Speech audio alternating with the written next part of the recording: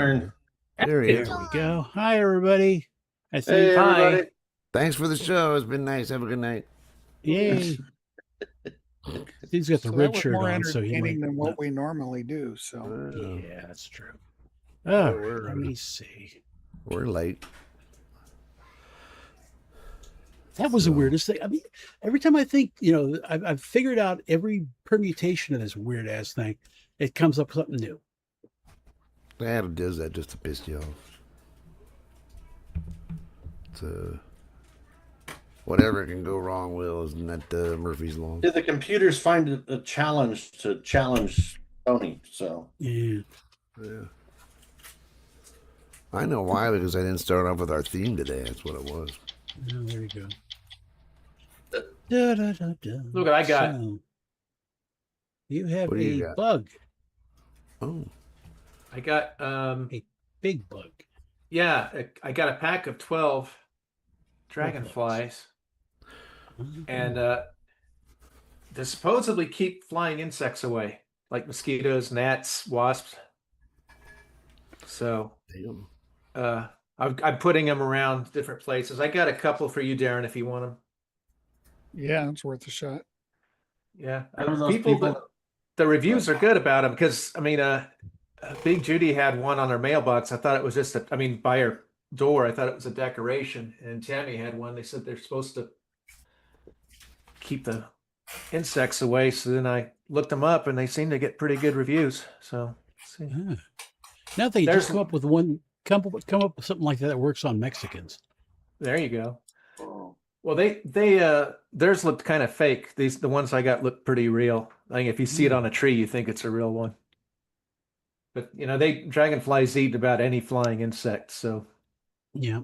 they kind of. Hey, Kendra. Hey, Kendra, how you Hi, doing? Kendra. Hi, Kendra. Love you, miss you too. I just got back from Peculiar. Ain't that? Which is very peculiar. It's not the town; it's the people.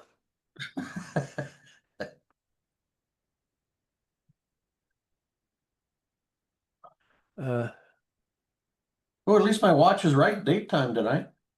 There you go. 6-foot-long iguana leaps out of package at FedEx store. How big? 6 foot. Oh my gosh, that's big. What kind of I package just live here. was it? Was it like being shipped, or did it just end up in there? And I'm not going to watch a video to find out. Yeah, don't do that. They just live here in southern Florida. Are they in the Tampa area there, Steve, or further south? He's ejaculating. Hang on. Did you hear that, Steve? That You said question. iguanas. Do they live in the Tampa area or are they further south? who's that? Iguanas. Oh, iguanas. Do they live in the Tampa area or are they further south? They must be south. I don't think I've seen many iguanas around here. I saw a bunch of them in Honduras. Roatan. And I'm not ejaculating. I'm done with that, by the way. How come Kendra you asked heard you heard that, but you didn't hear what he was talking? His question. Well, I hear the important words. Oh, Really? Kendra asked Iguana you is- a question there, How Dennis. is the cousins? they's good. They's good. He is good. Okay. Yeah.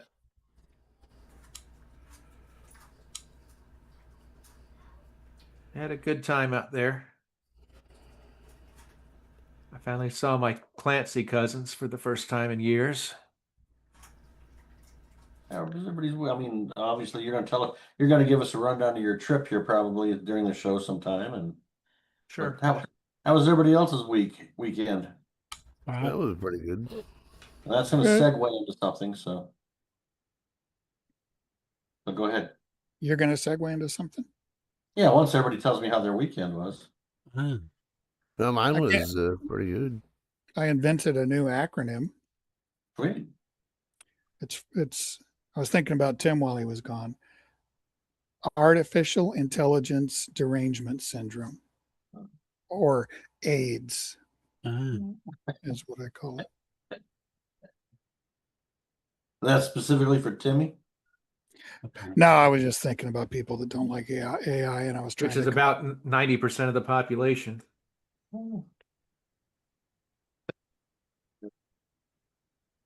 don't know. The So- Chinese seem to embrace it pretty hard, and they're about half the population, aren't they?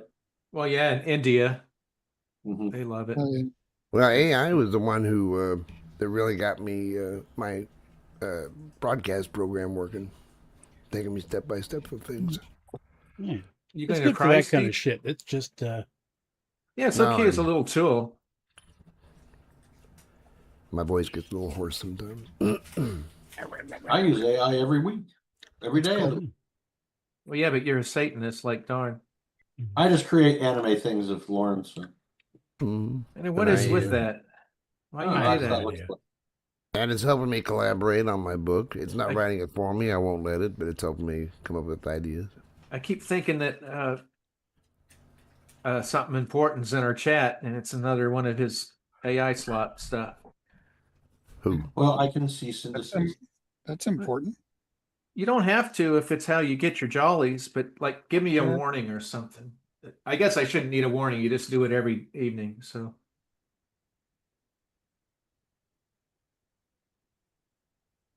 Now, me on the other hand, I'm tired of people asking me how my weekend went. I'm 58 years old. It's not like I went skydiving or scuba diving.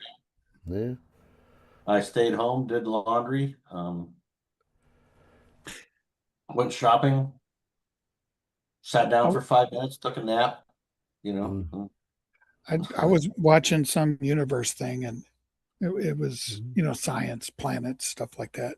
Mm. And one of the guys scientists they were talking to was at some amusement park, and they were using it for a metaphor, some shit. And I saw the roller coaster, and I thought, I'm never gonna have to ride one of those damn things again. Me Well, either. damn it, I was going to ask you if you wanted to go to Busch Gardens down in Tampa and ride a roller coaster. I don't want to ride a roller coaster. Okay. how come? It's not fun. I used to want to be rich and just have a roller coaster in my yard, and just get off. And Michael Jackson had one of those in his mansion property in California. Mm. Yeah. I decided 20 years ago I was never riding a wooden one again. The jerky. Oh, come on, Mr. Twister, man. That was the fun one. Yeah. Oh, what? No, it was a Yeah. wild chipmunk in Lakeside. Well, that was the one at Lakeside. The one I liked the best of all in my entire life was down in Silver Dollar City. It was called The Fire in the Hole. And that was so cool because you didn't see the drop coming because it was in a cave. And it was Oh, we were on cute. that a Did you? long time They- ago. Yeah. They still got that? Or? No, they were like 1982 is when Darren and I went. Okay. That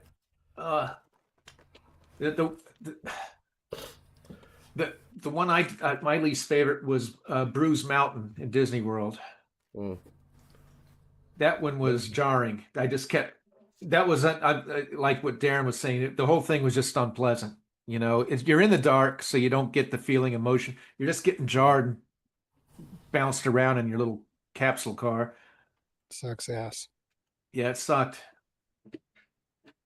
Because Kathy rode with me on every ride at Disney World, and then at the very end, she's like, "Okay, it's Howard. It's our turn to ride together." And it was Face Mountain, but it was slalom, so they still didn't ride together. So, Did you go with Kathy?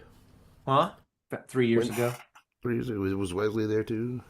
Nope, just Kathy and Howard.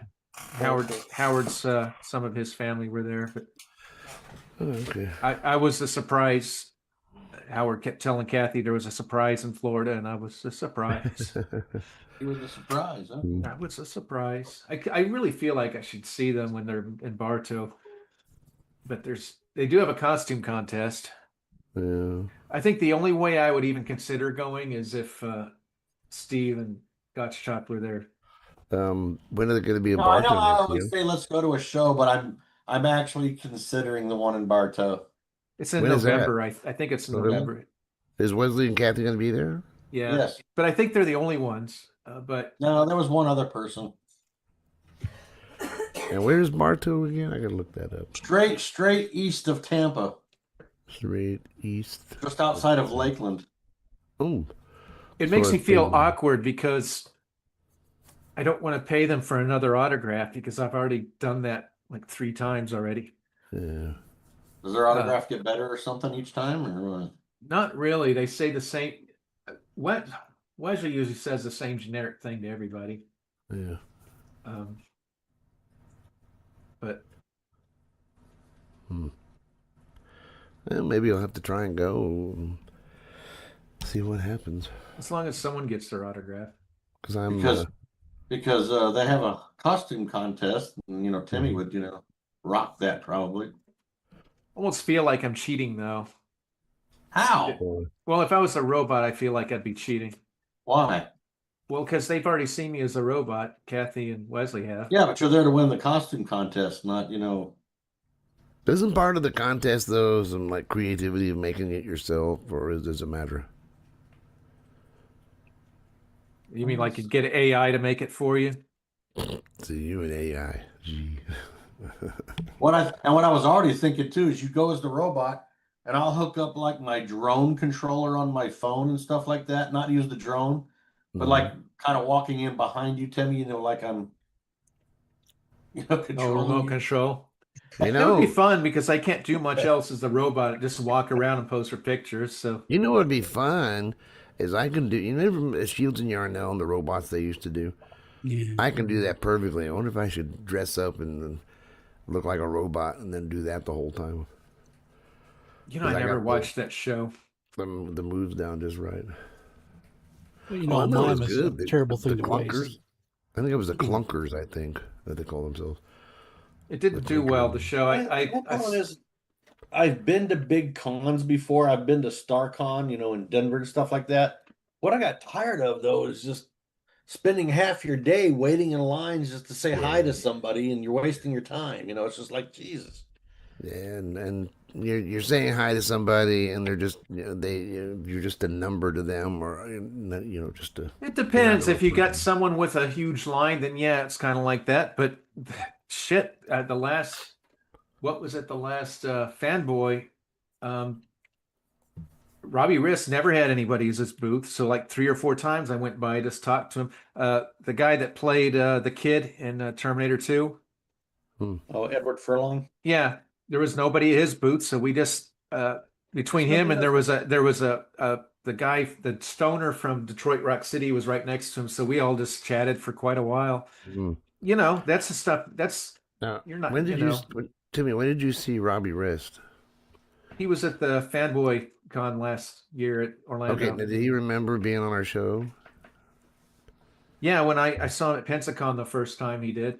Okay. Because I said, you were on our podcast show, and I was the blonde cartoon character. And he's like, that was a long time ago, so. Yeah. But didn't you say he went like ape shit on you on Facebook or something?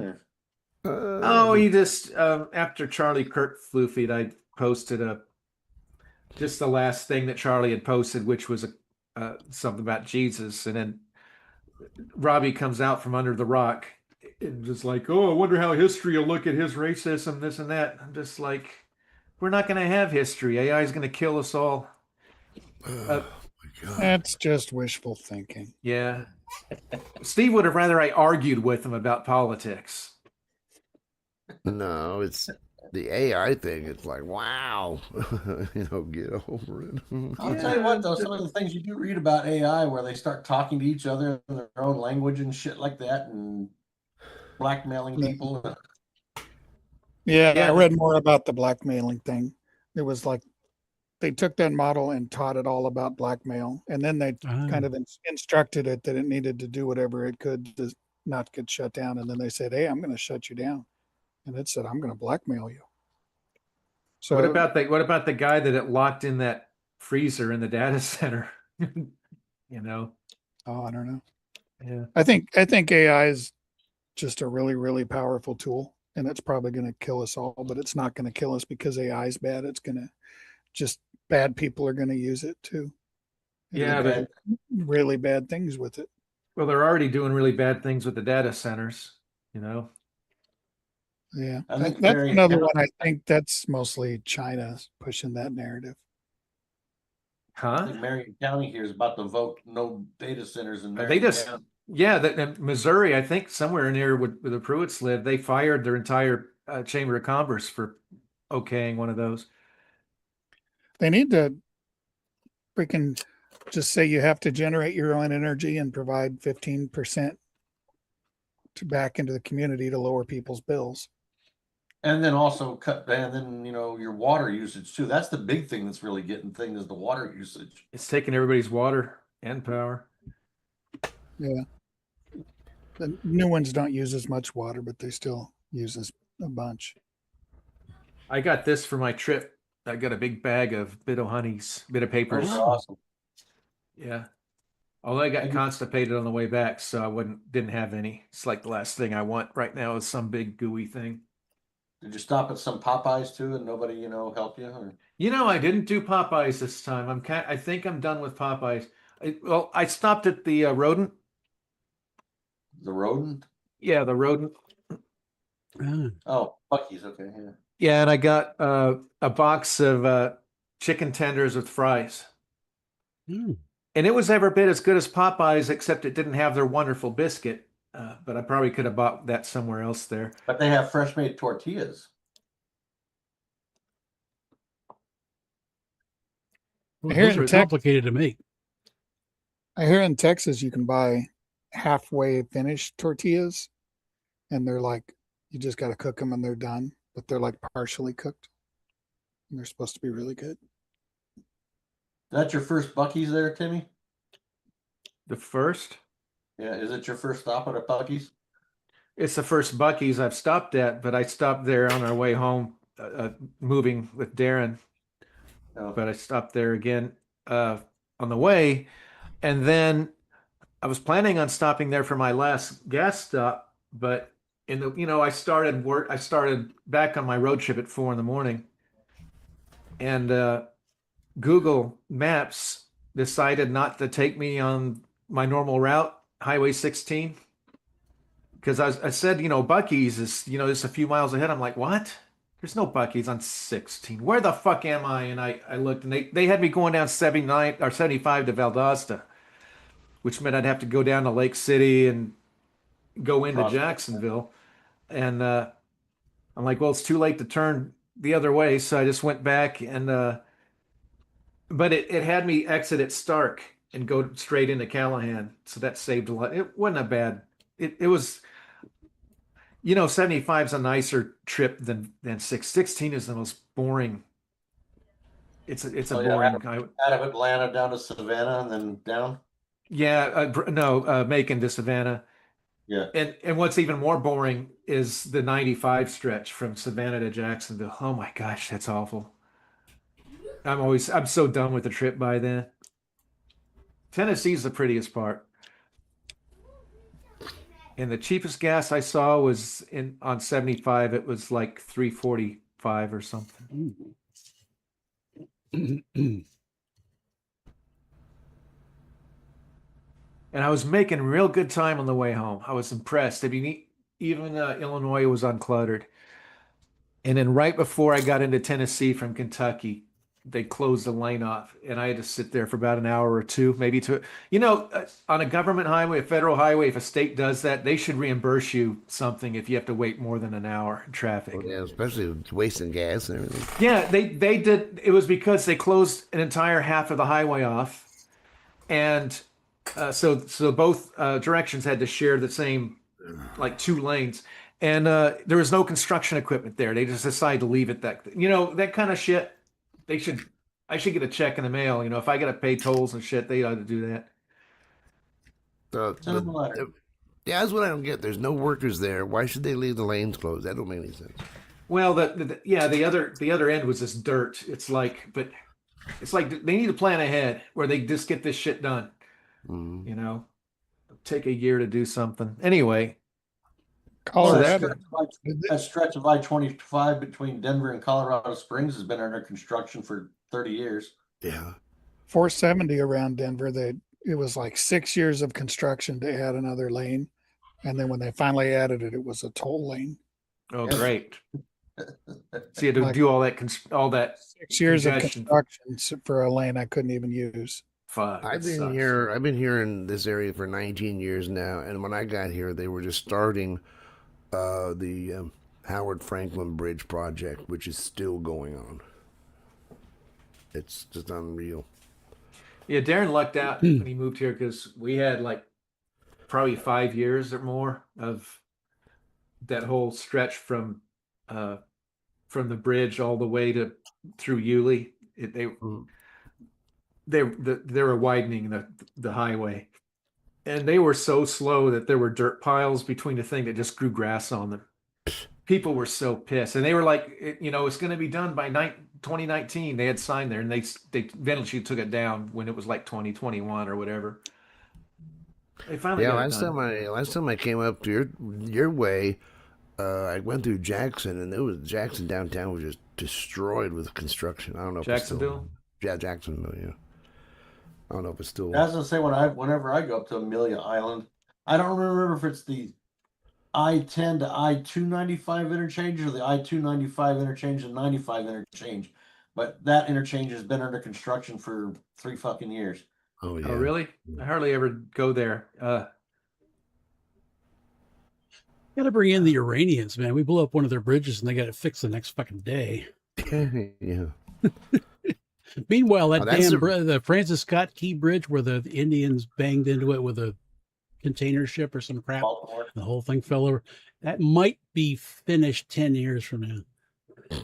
You know what? The thing is that bridge initially probably took a year to build. Oh yeah. If that. Yeah. The Royal Gorge. Eisenhower Tunnel was what, 18 months? Yeah. From beginning to end on I-70. And they built a little teeny bridge down on 160 down by Durango. It took them like 8 years. Figures. Well, shoot, the Royal Gorge Bridge was the highest bridge in the world. It was built in the 20s. And it took, what about 3 or 4 months to build? Something like that? Well, they just suspended it. By what? Yeah. Well, they didn't have environmentalists back then. That's true. Saying you were going to kill this, ant that only lives on the side of the Royal Gorge Mountain right there on the spot where you're going to put the bridge, And now they got union regulations. They got to give a coffee break to them every 30 seconds or something.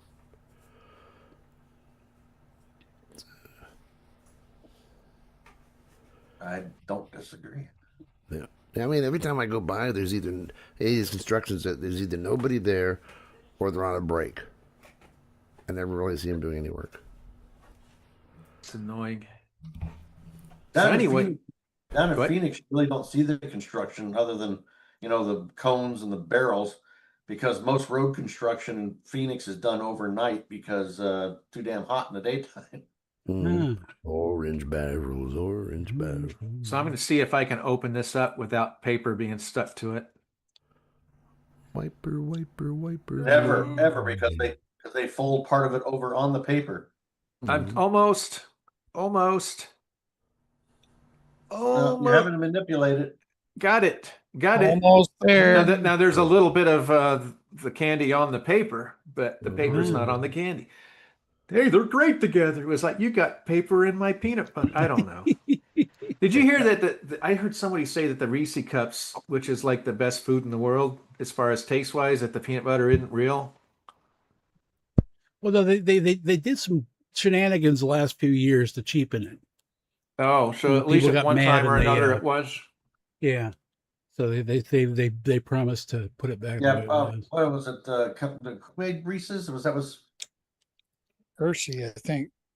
No. I don't know if it's M&M Mars or if it's Hershey. Yeah. But all I know is the past couple of, it was like 8-9 years ago, the Nestle Corporation bought the company that made Reese's. Oh, they're evil, Nestle. Oh, hell yeah. Well, they're one of the most, they're like Dr. Evil level evil. And speaking of taking away people's water rights and stuff, I won't buy anything Nestle. I used to love Strawberry Quick. Well, yeah, when it was in the metal can, but I don't know if they were evil then. They just became evil. They probably weren't. You had to use your spoon to, pop the lid. Yeah, wrap it with the big old feet and ears. Yeah, so it took them 4 years to build the Golden Gate Bridge, and that was considered a super long time. What was that other suspension bridge they built? Was it up in Washington? They built it and then like with the next big windstorm tore it down. Tacoma Yeah, Narrows. Tacoma Started Narrows. doing what? Tacoma Narrows. Tacoma Narrows. Galloping Gertie, they called it. Yeah. It was like a tourist attraction. It was like a thrill seeker attraction because it was the wind would just make it do that thing. And then fortunately they got it on camera when it broke, but unfortunately there was a dog. It took the life of a dog. It was in a car. Oh. Well, a guy tried to save the dog and the dog bit him. Oh, jeez. But yeah, it was an aerodynamic. It was basically aerodynamic flutter. And they didn't think they needed to design bridges for aerodynamics, but in that particular case, they needed to. they replaced it with two bridges. Ah. They're real pretty. 2 bridges. 2 of them. They're like Something to drink. I'll be right back. oh, Keep going. Oh, ha ha. eat up or Eat up, eat up. Yeah, there was the Jetsons, the rock star who was on the Jetsons, who was Oh, yeah. the song was Oop Eep with some bullshit. Oop, like that. eep, up, or something. You know, that was in my head the other day, and I was hearing all the the female backing vocalists and how good it was, the whole arrangement of that song, and I'm like, Hanna-Barbera must have had a big budget to have that kind of music. Yeah, and it's tough to find out who actually did those songs because the Flintstones, they had their guy, the Bedrock Twitch or whatever. The rock is gonna roll Yeah. up my hole in bedrock. Twitch. That was, because that was a good song. It was. All right, no more copy strike. It was a There's decent your song TV for thing. for a cheap, because they sure were cheap in every other aspect of those shows, but the music was pretty good. Mm. Yeah, well, Flintstones was a primetime show at the very beginning. Was it the Jetsons too? I think so. You're right. I think you're right. And there's a theory going around that actually the Flintstones and the Jetsons were going on at the same time, and the Jetsons were up in the clouds and the Flintstones were down on the ground. Yeah, right. Well, there is like theories about what it was like on the ground. Is that, if it was ghettos. Bonnie, you're eating my pebbles? And Hoppy, too? No, we're not, Fred. We're just having a bowl of cereal. Yeah. The problem with I don't know what I was even going to say. I guess it doesn't matter. Yeah, well. But I would be interested to know who sang that Bedrock Twitch. Stoney Curtis. Stony. You remember they actually had Samantha and Darren on Flintstones? And a lot of people. Yeah, it was Hanna-Barbera that actually did the animation at the beginning of Bewitched. Oh, they had Anne Margrock. Is she going to be at one of the cons soon? And Margrock. Anne Margaret. And Margaret Olsen Yeah, I've heard about that. Yeah. did a movie with Elvis. Yeah. Who's Elvis? Ah. Yeah. Elvis.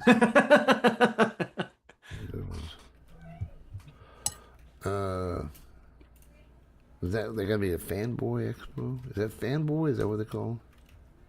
I don't think so, because I think I was a little disappointed that I wasn't going to see her, which meant that it probably was on the Tampa one. Ah. Oh, that's right. We got Peter Chris going to be there. That's right. Whoopee. I don't know. It depends who's at Tampa and who's at Fanboy. I don't know if Darren would go all the way to Tampa. No, we wanted him to kill Bartow's it. probably further than Tampa. Richard What? Armitage. Manu I said Bennett, Bartow's probably further than Tampa. I thought Randy you said it was Quaid. east of Tampa. It's straight. It's a little south and east of Tampa. It's Oh. south of Lakeland. Christopher Lambert. There's some Yeah. names on here that I don't even. We'll go to at recognize. least one of them. I don't know. Oh, there but- she is, Kate Mulgrew. Ooh. I've This got to is get Columbo. that. I've got to get that the Gatorhead going and done. I haven't worked on it since, I need to work on that. I did print it out. So the difference between it and that's not what I was looking for. Oh well, I'll just have to find it. I'll have to find it later. Delta Burke's going to be there? I didn't. Okay. Oh boy. Thought you were going for Holly Marie Combs. That's in Tampa. This is Kate Jackson's going to be there at Fanboy. I've always loved What's her. she like 80 now? Probably. Probably, yeah, it could be. She looks like she still looks beautiful. And she's the only one left of the Charlie's Angels too. Jacqueline Smith, I think, is still around, isn't she? Yeah, she's still around. Yeah. And I mean the original, but Cheryl Ladd is here too. So. Oh, is that Charlie's Angels reunion? No, it's just Kate Jackson. Oh, here you go, Tammy. I thought you had a thing for Heather Locklear. She's going to be there. I already met her. Oh, okay, never mind. I'll be like, you remember me? Sure. All right, like that. We should find one Lou Ferrigno's at and take Steve, and if he does it to Steve again, then we know. Yeah. I think we did that last week. He wasn't going to be on the East Coast this year. Yeah. I didn't know Jim J. Bullock was still around. I haven't heard mention about him in years. He was a regular on Too Close for Comfort, and you could tell he was just. I thought they were going to have a Too Close for Comfort reunion at one of them. Maybe Fanboy. I haven't seen anything. Maybe.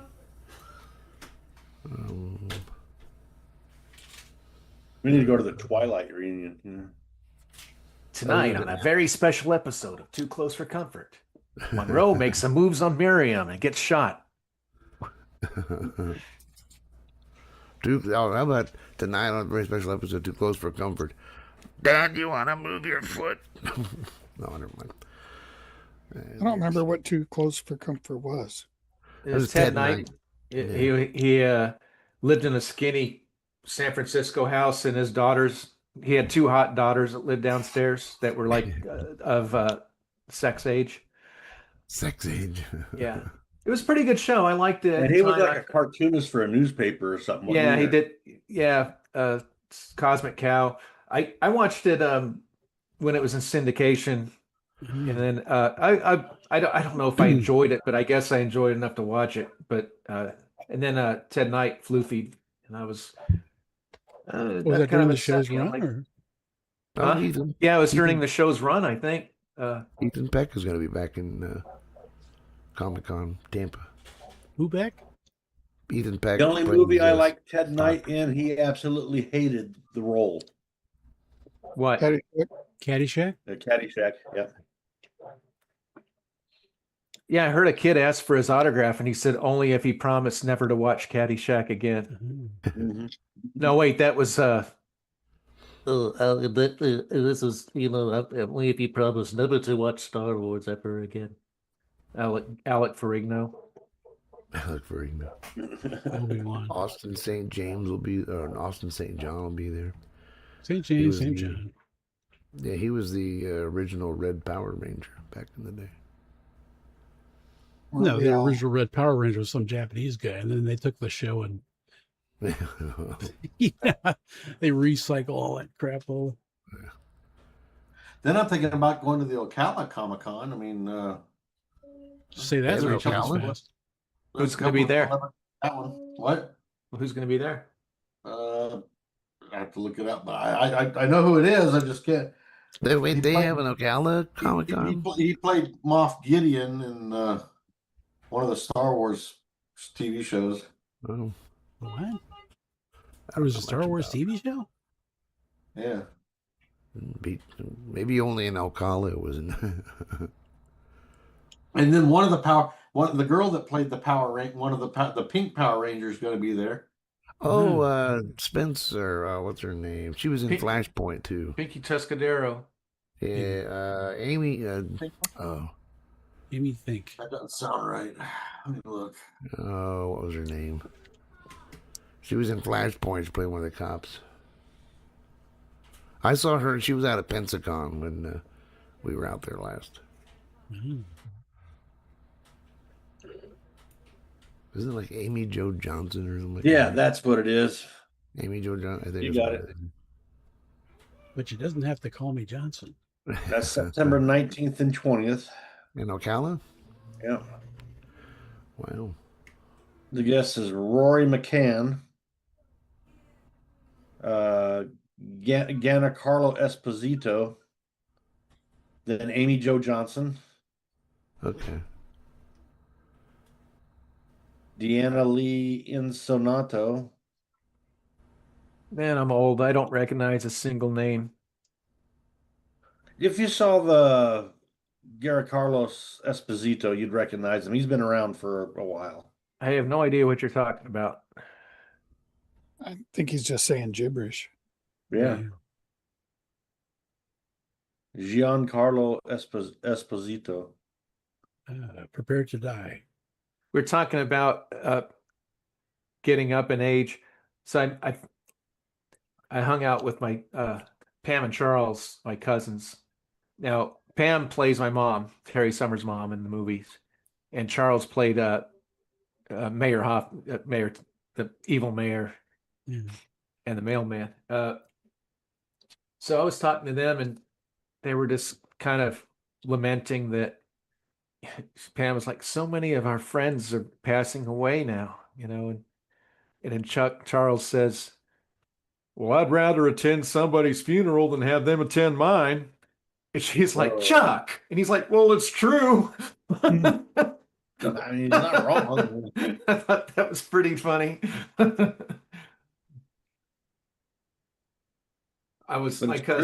My cousin Tammy and I, and Steve might appreciate this. I was telling her, I don't know, we were just talking about how at the end of the new movie, I Want Her for Myself, Pam, who is Terry Summers' mom, she's hugging and swaying with the music with Steve Marini, who's her husband. And I said, I wonder if Charles will get jealous when he sees that, sees his wife with this other guy doing that. And I got to thinking, because you remember in the movie, I had Charles play the mailman, and he looked like he did in the 70s, like Charles did, because I didn't want him to play the butthole. I'm like, could you imagine doing an episode where it's like Terry finds out that his mom's having a fling with the mailman? Because, in real life, they're married.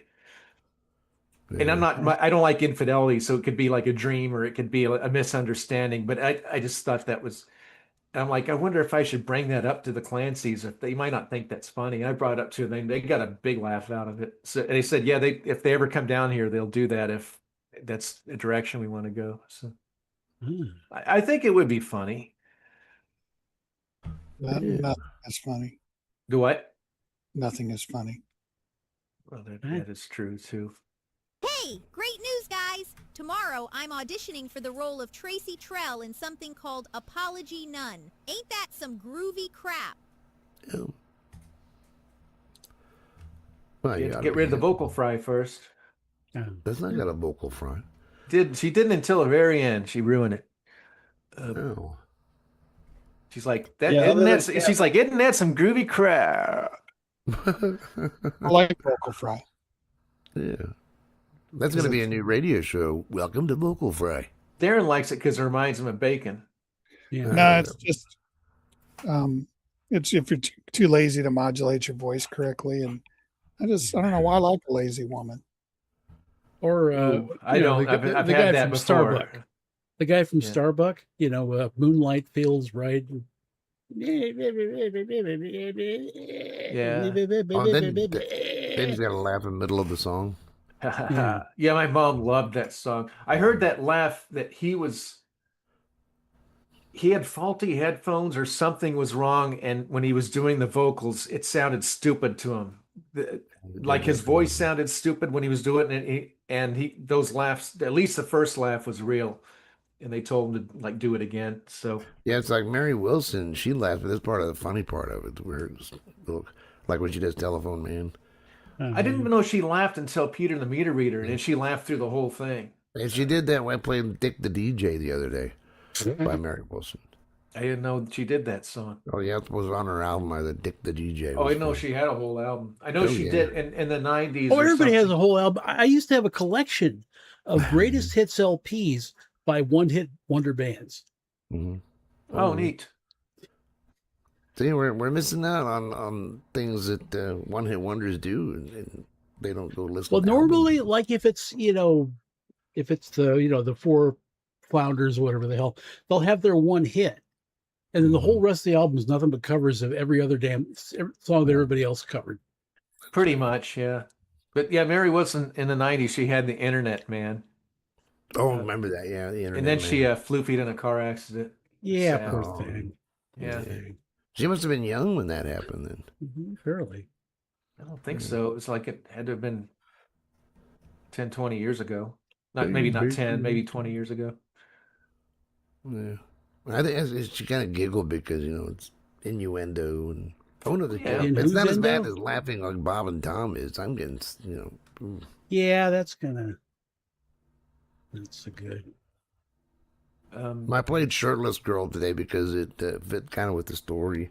And I'm like, God, who was that said that maybe the laughing could be edited out somehow? Why did Bob and Tom do that for? I mean, they laugh over the punchlines and shit. I don't understand that. I never listened to them. They were funny. It's just they didn't need all that laughter when they play a comedy routine. Close your mics, That's what you do. Close your mics and... Well, now you know how I feel with Harvey Korman. I watched a YouTube thing with Dean Martin show, and Bob Newhart was a guest, and did a skit with him where Dean Martin worked the counter, and Bob Newhart was trying to return a toupee, and he had Dean Martin cracking up. But the funny thing is Bob Newhart was calling him out on him. He was like, it'd be better if you stick with your, and at the end, he kind of chuckled and he says, you sure you worked with Jerry Lewis as a straight man? It's like, now, that's fine if this happens once in a blue moon. Then that's spontaneous and that's legendary. If it happened with Tim Conway and Harvey Korman twice, that would have been fine, but not every show. Tim and Harvey, they were just that close, and I think they had a little competition going to see if they crack each other up on stage. I think it just went, I just think it was patronizing. I think they were trying to make the audience laugh at something that was unfunny. Maybe because people laugh at bloopers, and if they, I don't know, I'm tied both ways. From what I understand, if you look at,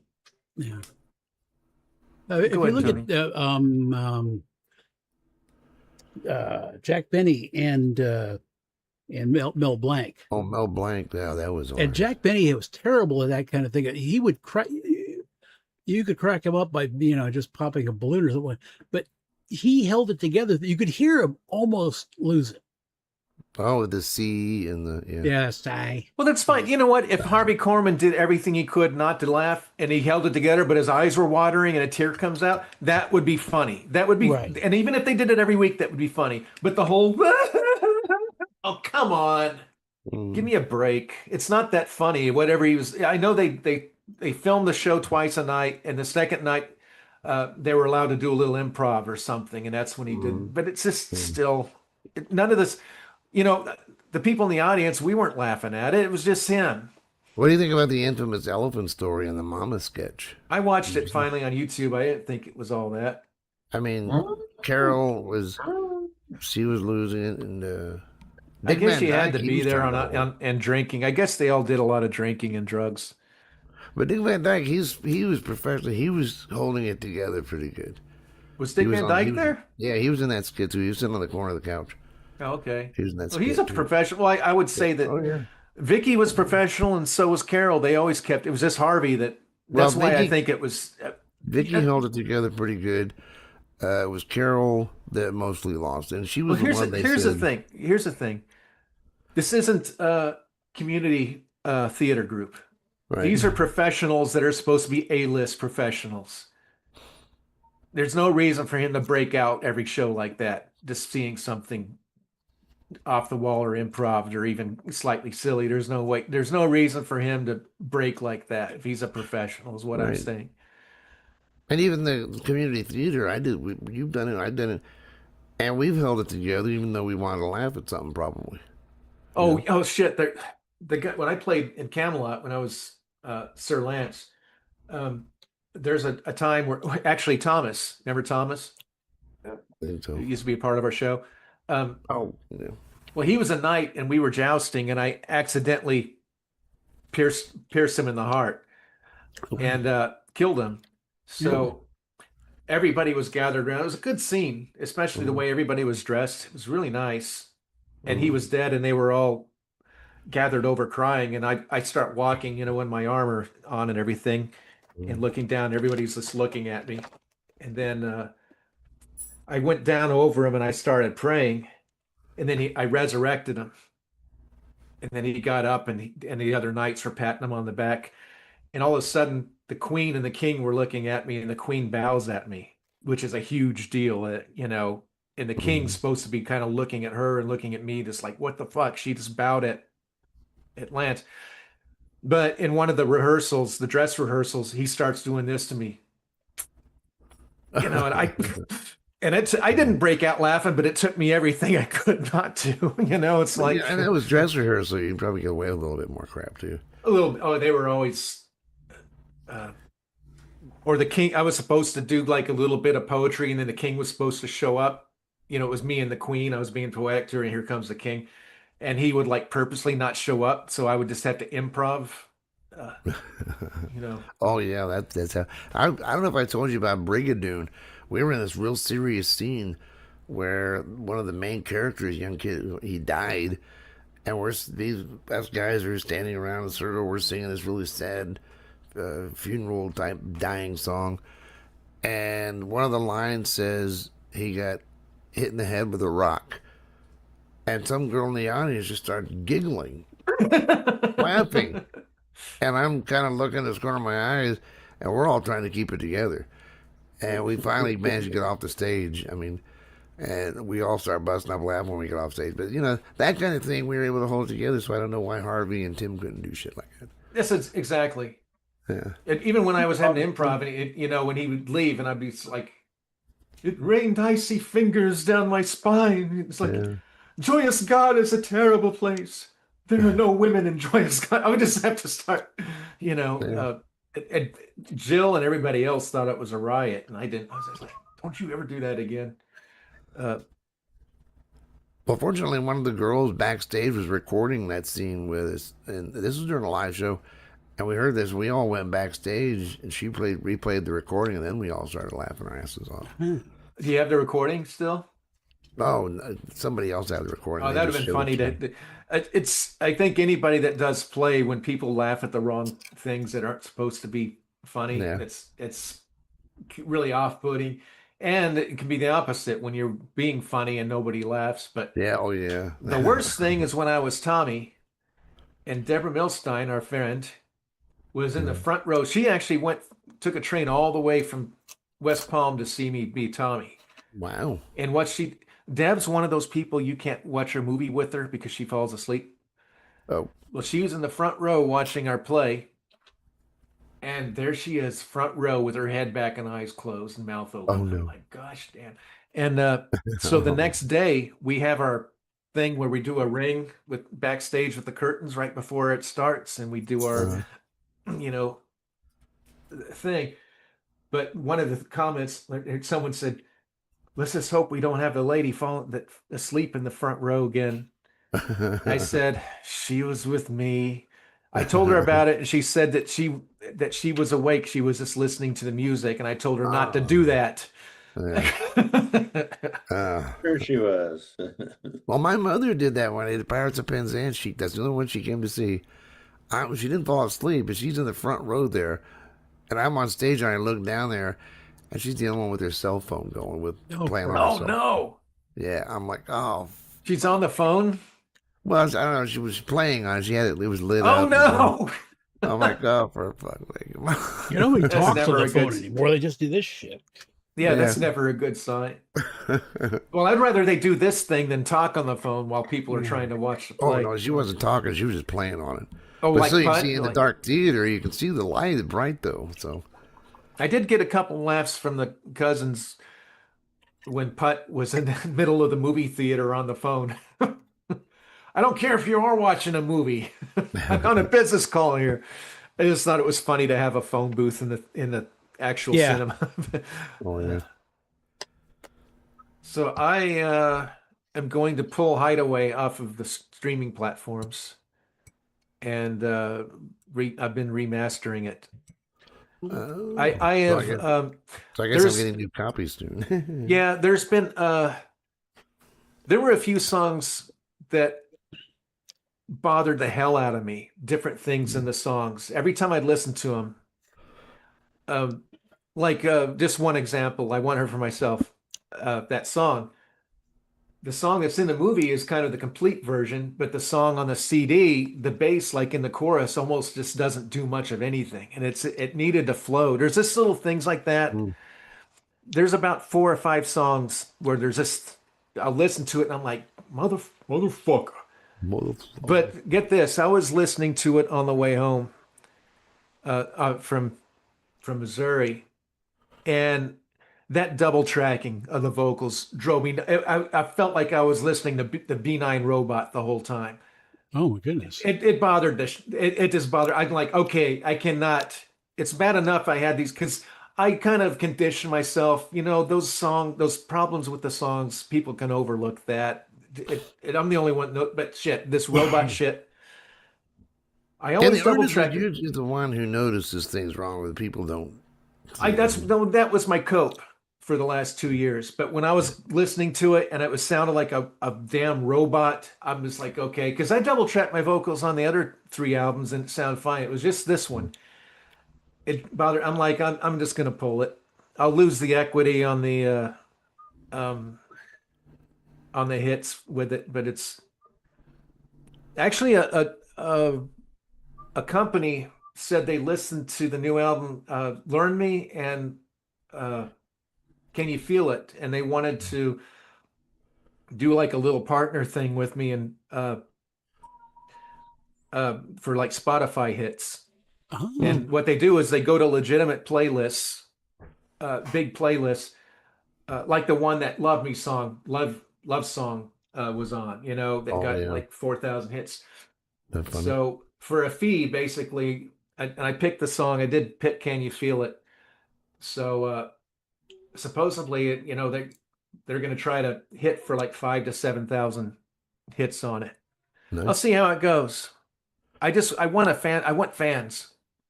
You know. Well, yeah. So how did Love Song get so many hits? It was on some playlist that was popular. Oh well, that's wild.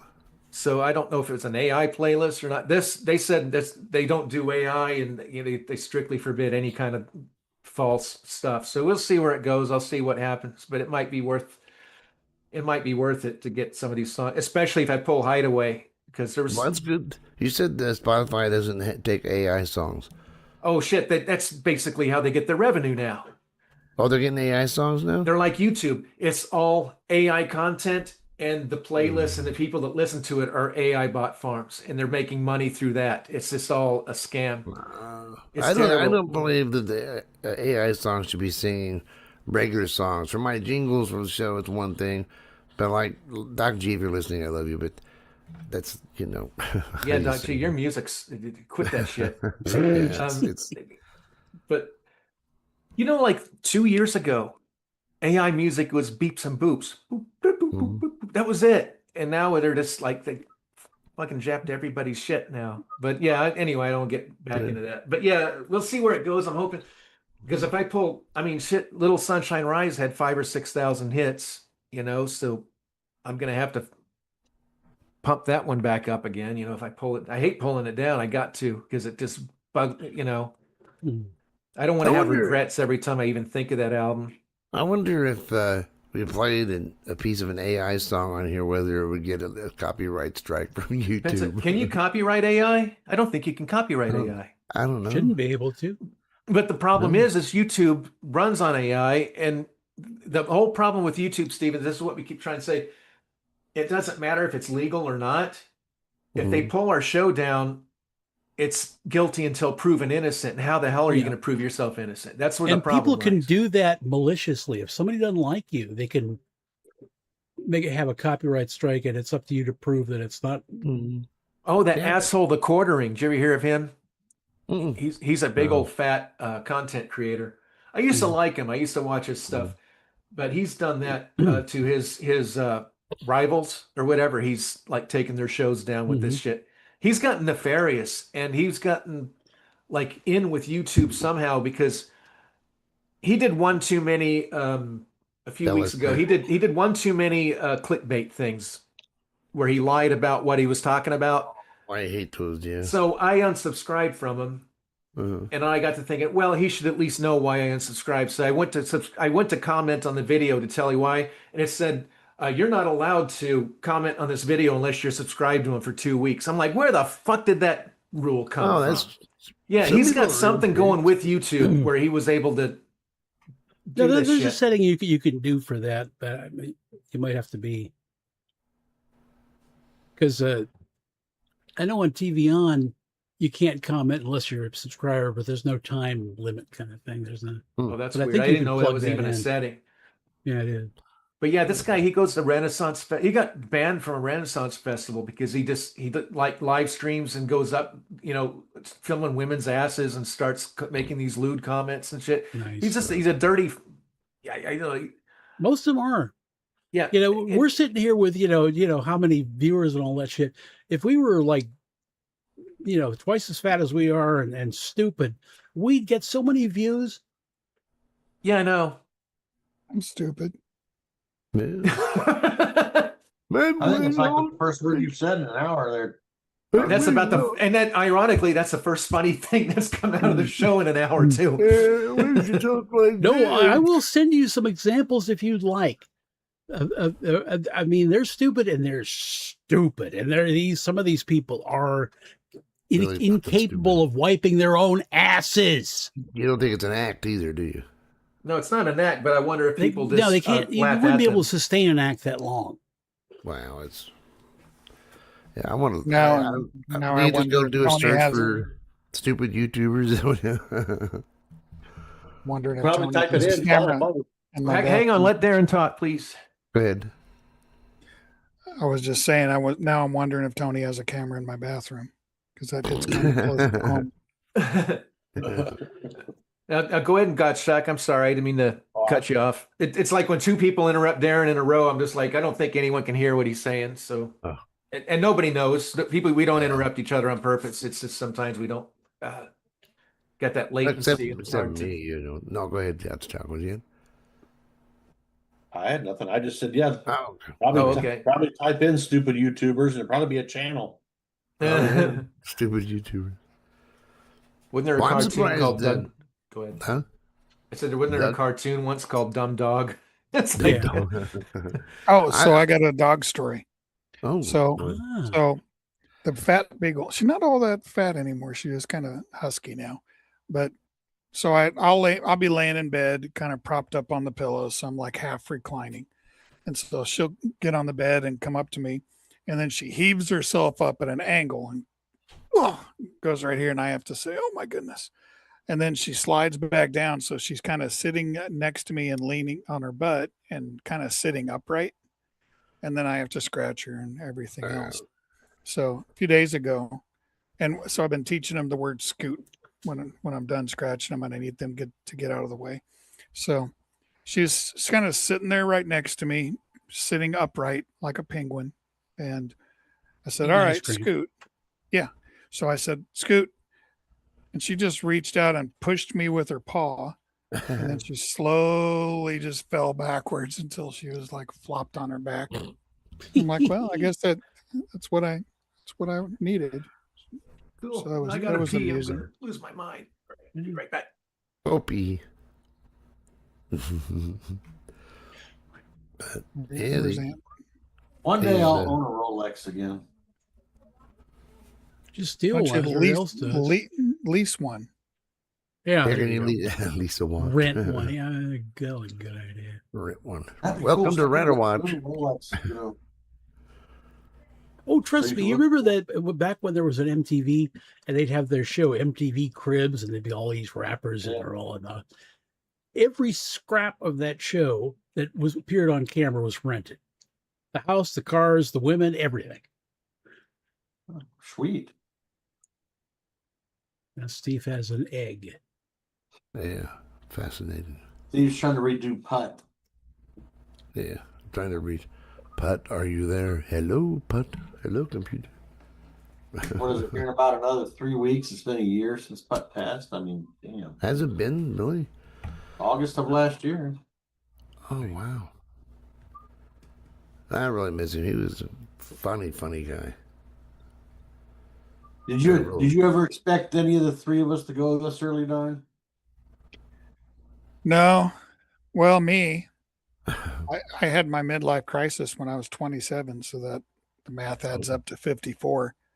Yeah, there you go. So, but No, that was I remember it was '83. I'd come to Southern California to go to college, and I'm driving to the school, and I drive by this high school, and they're all lined up, first thing in the morning to get into class, and it looked like a hooker convention. The girls, little micro minis and fishnets and safety pins and all this shit. And I'm looking up and I say, these kids today. And I was 22. These kids today are 22. Yeah, that was the first time I caught myself saying these kids today, and I was 22. Man. took I think Kiana to have lunch with Kendra several years ago, and Kiana was all goth and fishnets, and I'm like, you can't wear that. You look like a prostitute. And we had a big old fight, and I'm like, oh, the hell with it. Just wear what you want. So we went, and as soon as we got to the restaurant, Kendra saw her and said, are you a hooker?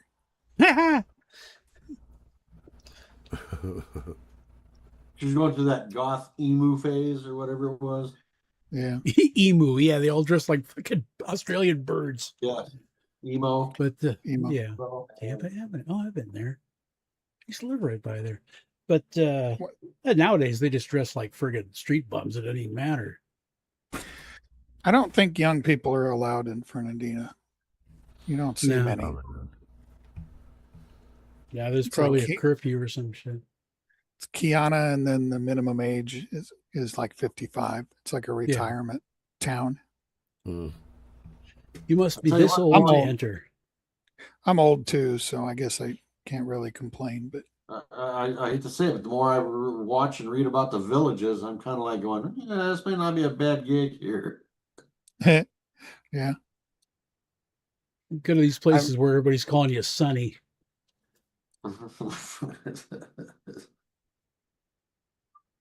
Incredible. I hate it when I'm 58 and I hate it when people that are still older than me call me, oh, this young guy here. Yeah. Yeah, no, not even close. Well, no matter how old you get, anybody 5 years younger is a kid. Yeah. Right. No. I have an update on my story if anybody's interested. I was going to ask about that. How's it going? I'm just starting chapter 3. Sweet. That this is just a rough draft too, so it's really cool. Yeah, Steve So- gets on a starship and goes back in time and sinks the Titanic. Yeah. Yeah. Nobody This knows. this must have been early in the Star Trek before they had maybe this is why they have the Prime Directive. Oh, yeah. Mhm. Well, this takes place right after Star Trek Picard, right after Okay. Frontier Days. So. Yeah, because in Enterprise, they just went back and did whatever the hell they wanted. They didn't have Prime Direct. They just fucked everything up. And he went and visited the bug people who were like going to take over the universe. And I don't know. I started to lose the plot at that point. It's like the Zindi. What's interesting, Okay. one of the characters in this story is talking to the Federation Council and talking about how their Earth is so irresponsible when it comes to time travel. He actually brandishes this old Klingon communicator and old Klingon phaser that they recovered from 1986 Earth that Chekhov left there. Yeah. Oh, the ones that Chekhov lost. That's a good idea. Yeah. Now, So Well, the thing So I'm about gonna- Enterprise though is that I mean, they explained it in the third season, but the Vulcans were just assholes. Oh, they were, yeah. They're still kind of They're actually always kind of assholes, Yeah. even in the original series. When Spock went Yeah, back to Sarek Vulcan, had a little bit of Honest? it. You see, honey? sense of humor peeked out Say there a honest? little tiny bit. Yeah, he did. Yeah. Say I But- lose. You'd say I lose. Oh my I gosh. don't think I ever saw a sense of humor Oh, with doggy, doggy, Tuvok. Here we go. What are we doing? doggy. Ruff, ruff, Oh, it ruff, was puppy dog. ruff, ruff. The Lucy Doggy. loose. The Lucy loose. Well, the thing is, if you watch the original Baby. series and you see Spock, See the and sometimes See the cat? when you see his eyebrow go up, that's him cracking up. But I noticed when both of them would go up, we would do that, you know. That's sort of his equivalent of cracking up. Yeah. Yeah. Or like when found out in amok time that Jim was actually alive, he really got a wide grin. Yeah. Yeah, he actually Yeah. smiled there. Jim. So did Big you ever and have wild. a? Go ahead. I'll be right back. Be right back. Did you ever have Gordettos? I've heard Recently? of Gorditos, but that just means fat people. Is that chocolate? No, they're like little pretzel things. It's kind of like a alternative to Chex Mix, and they got the little rye things. I used to, I like the rye. yeah, I used to always buy them for trips. They did something because the last two I've got it. I put a couple in my mouth because that's what you do with Gordettos, and I feel like I had wood chips and sawdust. Ah, It's just we've gotten older, Timmy. No, I mean that's Yep. what you don't like junk food when you're older. No, I'm just saying that I've noticed things taste different in my older life. Yep. I mean, even from year to year, it's like I don't know. You'll eat something that you're familiar with, and just like I don't remember it tasting. Like like I you wonder never if it know if might it- have. I just wondered if it might have been RFK findings like you can't put poison in your Gordettos anymore, and they're like, oh darn, you know. And yeah. That didn't have anything to do with it. I didn't make Oh, them okay. put a goddamn thing in their food. Well, I'm Go ahead, always Tony. asking myself that question: is the shit getting worse, or are my taste buds burned out? Your taste buds are burning out. I'd probably both. Yeah, I mean, that's got to be a factor. Oh, watch this guy. Oh, good idea. Oh, look at this ass. Oh, God. He throws 3 pieces of wood on the very, very tailgate of the truck and then drives off.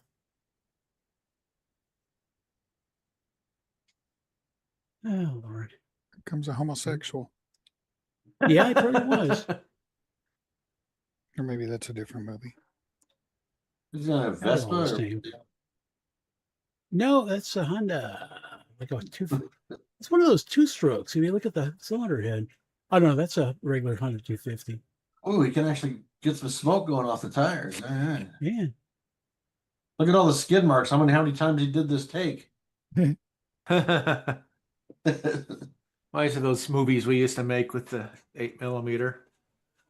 I mean, since they've edited a lot of them out, but do you remember watching like some of the old westerns back in the 60s and 70s from like the 50s and stuff like that? And you could see the airplane contrails in the sky, No, we watched back in like grade school. They watched this. It was a reenactment of early colonial American colony days, and they were putting this guy on the stocks because he was like a bad guy, and they're getting him in the stocks. And meanwhile, this like 1940s car drives by. Yeah, right.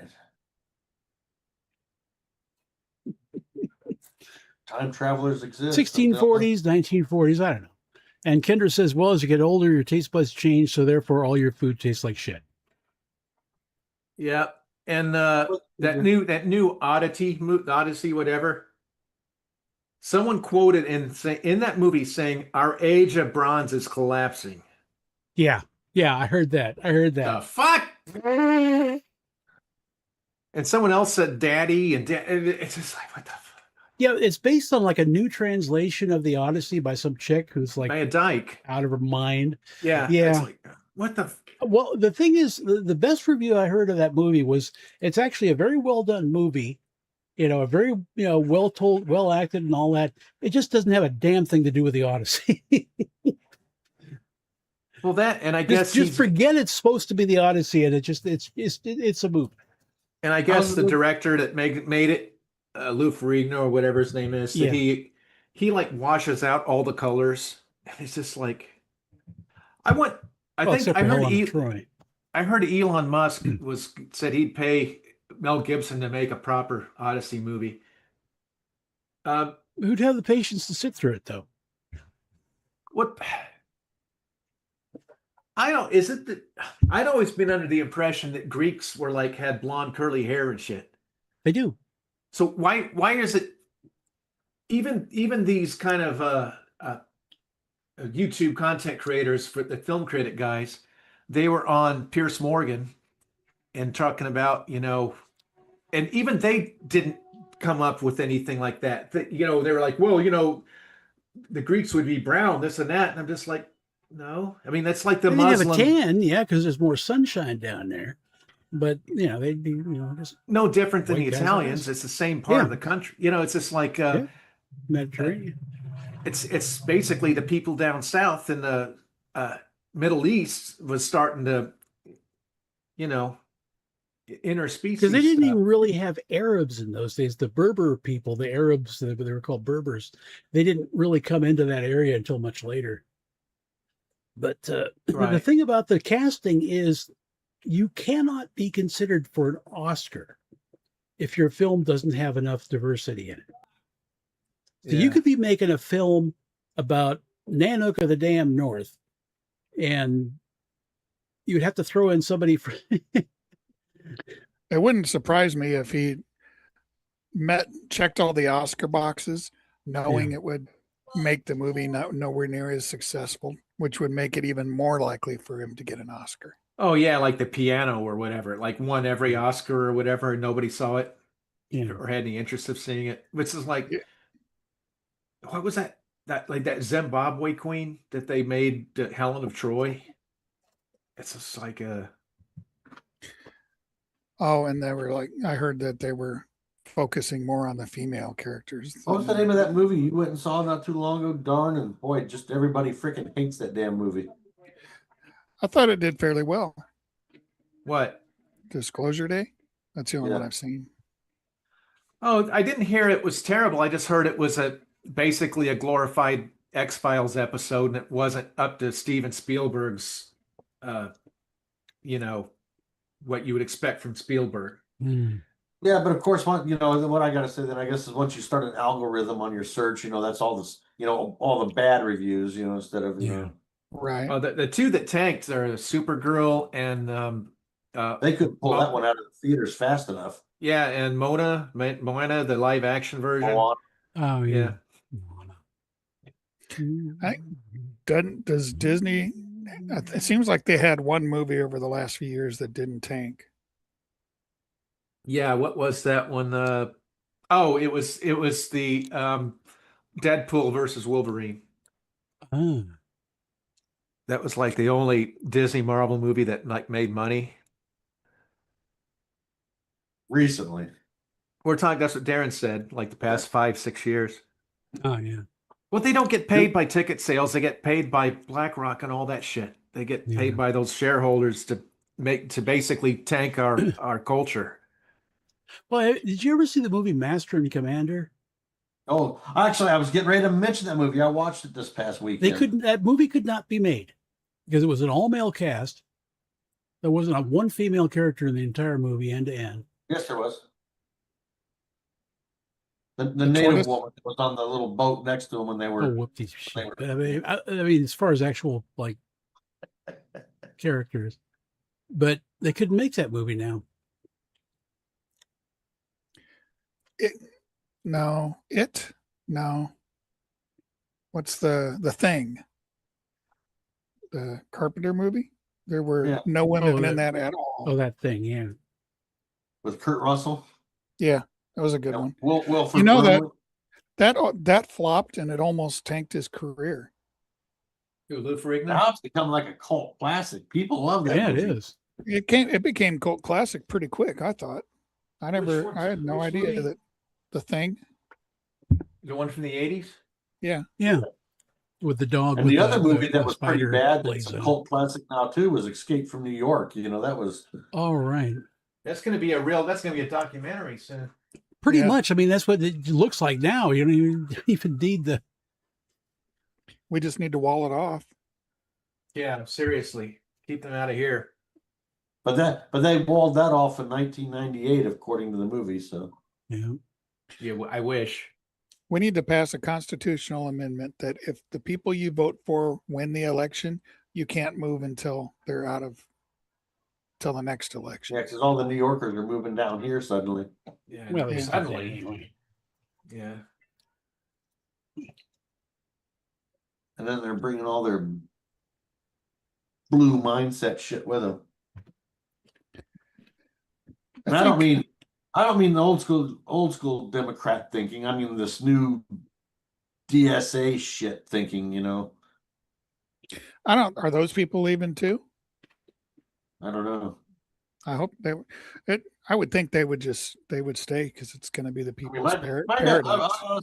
my dad, if you remember, darn, my dad was a stalwart Republican, but he liked Kennedy, you know, and you know the old school Democrats from those old days, you know, were They were dumb. They didn't hate the country though. They were just stupid. But there's our political talk for 5 seconds. So Oh, good. Yeah. Look at these guys. and then I Colorado. remember as a little kid, like in third grade back in 69, 70, I was reading this book and they were talking about building skyscrapers in New York. And they said there was a tribe of Indians, Native Americans, who for some reason genetically had no fear of heights. And so they hired a whole bunch of them to make those skyscrapers. And replaced them when they fell. Pretty much. But, acknowledging that a group of people might have a different, type of personality or different strengths and weaknesses, you can't even say that nowadays. Oh, no, you should put a fat tranny up there. I They'll just work. read These will be something fine. recently about that almost. Remember that historical picture of all those guys sitting on that I-beam girder with their lunch pails out and all that Yeah. Oh, stuff. yeah. Now I read something where that was actually like staged and that wasn't as Probably. I mean, you wouldn't want to drop a lunchbox 1,000 feet. You think that was really staged? Because it's hard to tell anymore because people will just say anything. Oh, Mark Twain, he was actually a pansexual. And, they'll just say anything.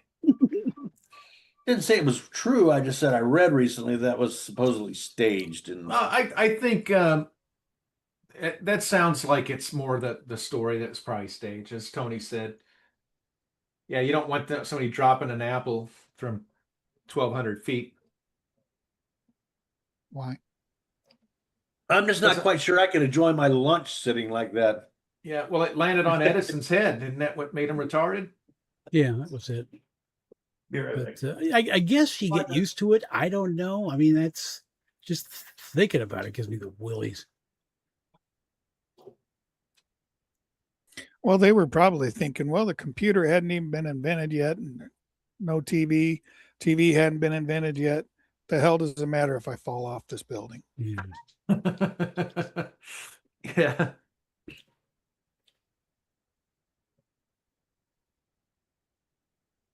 So, Steve, who's Michael and how did you do okay? Oh, the movie Michael, about Michael Jackson. Oh, did you watch? You watched it. Oh, okay. Yeah, we went to the theater a few weeks ago and saw it. It was good. Yeah, my cousins God. saw it. They liked it. Mhm. Apparently, they're going to do another one. Call it OJ. Yeah, no, they're going to. I guess it'll be more towards Michael's death and everything. Oh, goody. I think OJ killed Michael. Probably. Yeah. Might have been. Mm-hmm. Whacking yourself to death.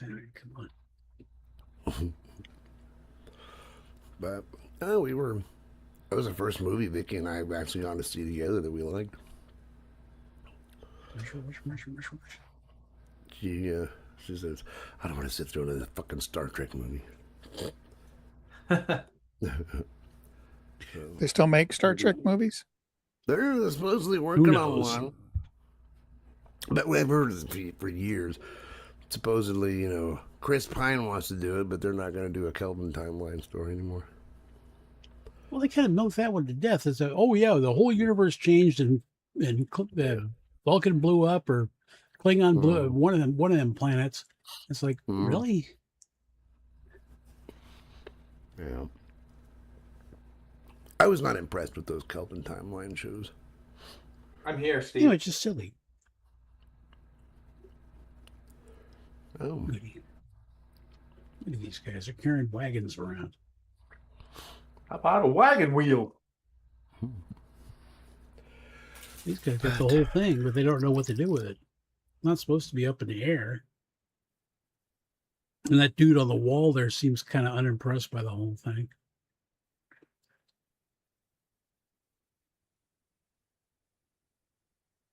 No, but you know what happened is they forgot to put the frog in the box at the bottom of the building. Hello, my baby. Hello, my honey. Man, I remember the first time I saw that, and I paid close attention to that, the cornerstone that they got him out of, and he ends up putting it in the cornerstone of a brand new building, and the year on the thing is like 1957. And I got, oh shit! I didn't realize how old those cartoons were. The first time I noticed that.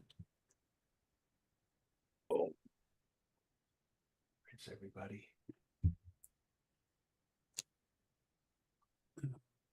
Timmy's got an earthquake. Oh, there you are. Da, da, da, da, da, da. I just didn't realize that Yes. Starfleet had penguins in it now. Yeah. Well, he's in a red shirt, so don't get used to him. Well, that's true. Won't be a main character for long, I guess. Unless he's a Scotty version. That's true. He wore a red shirt through the whole thing. Of course, he was a drunken Scotsman, so then that thing was going to phase in. And so did O'Hara.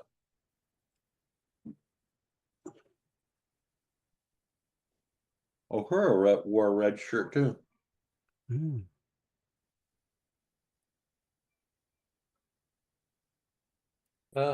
Where'd Darn go? No, he got up. His get up and go. He Got up and transported out went. for a second. Probably got eaten by the penguin. There you go.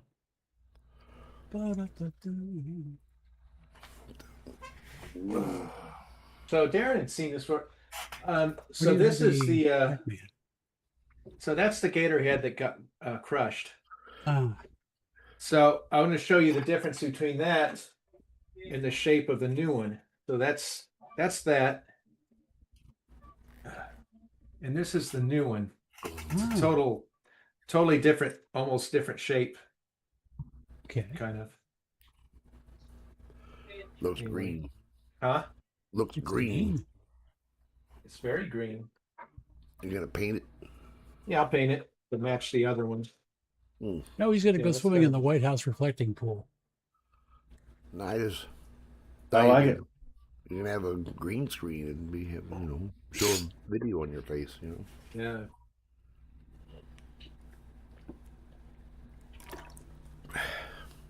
Kind of the way that is there, it kind of looks like a Gorn. It does. What? The Gorn from Star Trek. The old one or the new one?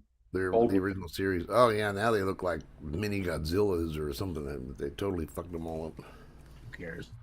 We like the original. Da, da, da, da, da, da, da, da, da. Now where Kirk blows them up with like diamonds and sawdust or whatever. Oh yeah. That was the Gorn that wanted a picture with me, and I didn't know who he was, and Steve yelled at me. Oh yeah. And the funny thing was, yes, dog. They filmed that, in the same place that those big rocks and stuff, where they film like every cowboy movie and like every science fiction movie. So every time I'm watching like an old movie on the Vortex, they'll be coming around the big rock, and I say, "Watch out for the Gorn." Yeah. That's where Wayne's World, they fell off the rocks or something. Yeah. And floofied. Good. Hey, Darn. Look at these guys. What? What? Huh? She was just saying, "Hey, darn." Oh, okay. I thought your girl And had a question. wasn't that fight with the Gorn too like the only real like outdoor set that the original series had? Yeah, that wasn't like the Mayberry set or something. Oh, yeah, they call that the Hell Planet or something like that, where made the set into different planets from time to time. Well, it's a place called Vasquez Rocks. They film a Oh, lot outside. of Okay, yeah, westerns and Vasquez stuff. Rock, Yeah, yeah. it's out on location. Oh, okay. Yeah, they didn't There have the was a budget set for a they lot of used to- location shots. But there was a set that they used for Planet Hell. That's what they call it. Then even if That's there's a- But you can always backstory. tell because the plants are weird, and you can tell the plants are all just sort of set there. That Some of the nothing's skies actually look like growing. a wall, you know. So. Right, I'm, right. I'm surprised they didn't film at the, was it the Devil's Post pile? Probably too far away. It's Tony's a lot heard of it. Yeah, Was it out of the Stubbies. Vasquez Rocks where they did Kirk's death scene? probably. That's probably on that area. I think the Devil's Post pile's in Yosemite area. Yosemite, yeah. Mm. And I See, think they could've one done Star anything- Trek. Go ahead. But The I was one just Star saying- Trek episode, they went to this like a university, and the architecture was so futuristic looking that was the headquarters of another planet. I forget which episode. Oh yeah, yeah. I had just heard like Land of the Lost that it cost them a couple $100,000 to make that waterfall for that intro. Why didn't they just go to Yosemite and film a damn waterfall and put a fake raft over it? Or they could put a real raft with dummies over it. It wouldn't have looked any more fake than what they used. Yeah. And I like the Star Trek location where it looked like they were at some university that was made in like the 50s or 60s. That was supposed Yeah, I to be think like I was just talking about that. Oh, were you? What was that? I forget the episode, but it was like a school or something like that, and it was so sort of 50s futuristic. I liked it. Yeah, I think. I mean, I'm not being facetious. I mean, I just like this. That's what I liked about the original Star Trek was the aesthetics. Even if it was the fake stuff they did with So the the backdrop. school, the school was from the original series then that they did, right? Yeah, we're talking about the 60s. Okay, I think I might know. Was that the one with the weird looking pancake creatures that attack you? I forget what it is. I just Slap remember on their that. back and stuff like that. Yeah, I just remember they were on a cool looking campus, like a 50s thing, and I Yeah. thought it looked I cool. think that was that looked it. like a campus. For the things that were stuck on the backside of the. Yeah, the Yeah. big fried eggs that went after Yeah, everybody. that's what I was. Yeah, one of the bloopers of that is one of those creatures was to get to Spock's back and it got on his ass. Nice. So there's a blooper of that one. Yeah. Really, or did you make that up? No, it's true. It's just one of the bloopers of the original Star What did Trek. they show it? Yeah, just the well, not it didn't make it into the series, but it was a blooper reel. Oh, show us that. I'd like to see that. Yeah, I'd have to find it. All right. But I don't That know. would how have been I could share perfect it for on Star Trek 5. Spock, you got an egg on your ass. Is that a Scrambled fried or egg? poached, Captain? YouTube. Hard boiled, please. I don't even know. how Hey, to fucking do Spock, it. is it true that Vulcans lay eggs? Why would you say that, Captain Kirk? Look at your amot.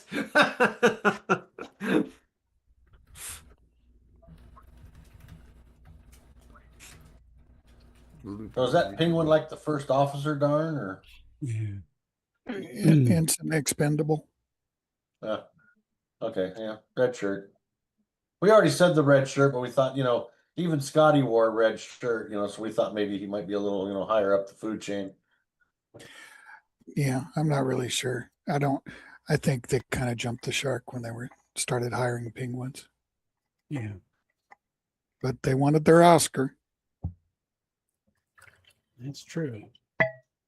Well, they went from the 60s where all the alien species looked the same except for like the Andorians and the Tellarites and the pig people. And then they just did, everybody had a different forehead. Okay, you're a Bajoran, so you Oh, got I hate this that. forehead. You're a They must have Klingon. had like a forehead department at Star Trek Yeah. Studios. Hey, we're gonna have one from the Orion Galaxy this time, from the farthest away planet. How many ridges will be on his forehead? Because I liked it better when the Klingons were just bikers. Yeah. The Klingons were bikers, and the other aliens were either blobs or lights with crystals. That's how, when they say life on other planets, that's what I picture. I just picture Yeah. weird stuff. I don't picture even the gray alien shit. I don't believe in any of that stuff. Well, they had the blue guys with the little antenna that stuck up, and There's then a they had bug the on the wall behind Tellarites you. who were, yeah, Gray aliens the little believe in you. B-52. And they had the favorite though was the Tellarites, the pig guy. Remember the pig guy? You know, on that episode was Sarek and Amanda and all those other guys. And the pig guy is and he's arguing with Sarek with his big nose. Then he's dead. That must have been tough not to crack up doing. Remember when Well, Kramer found Steve's the- expression is a complete blank. Steve, Journey to Babel Yeah. with the Tellarites, the pig people, I was trying to find and the Andorian, the blue guys, and then Sarek. Yeah. That scene where the pig guy, the pig guy is arguing with Sarek. Uh-huh. The Magnificent. Trying to keep from cracking up doing that scene. Oh, which one's trying to crack up? Maybe the pig guy, or maybe Sarek is trying not to crack up when the pig guy is like giving him, chewing him out. Well, maybe in that shot, that's the only reason why they just showed the pig guy's face, because what's his name was cracking up off camera. You know? I don't know. The other alien that was kind of cool that wasn't humanoid was the Horta. Oh yeah, the Rock. I'm a doctor, not a bricklayer.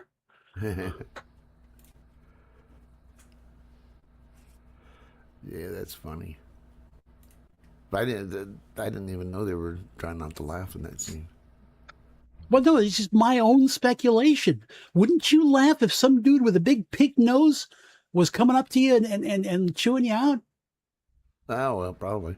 Maybe it was Harvey Korman and Tim Conway doing the scene, maybe. No. I tell you, I'm started to manage a girl group. Wait, You're what? managing a girl group? A girl group. I kind of formed it with some Oh, girls, God. that were interested. I'm going to call it the Tits. Gladys Knight and the Tits? No, just the Tits. It's just that Those are you're thinking of the Pimps, Gladys Knight and the Pimps. I thought you, since it was an all girl group, you'd call them Apology Never. Good Lord. Yeah. Well, when they break up, you can call their going away album "Tits Up."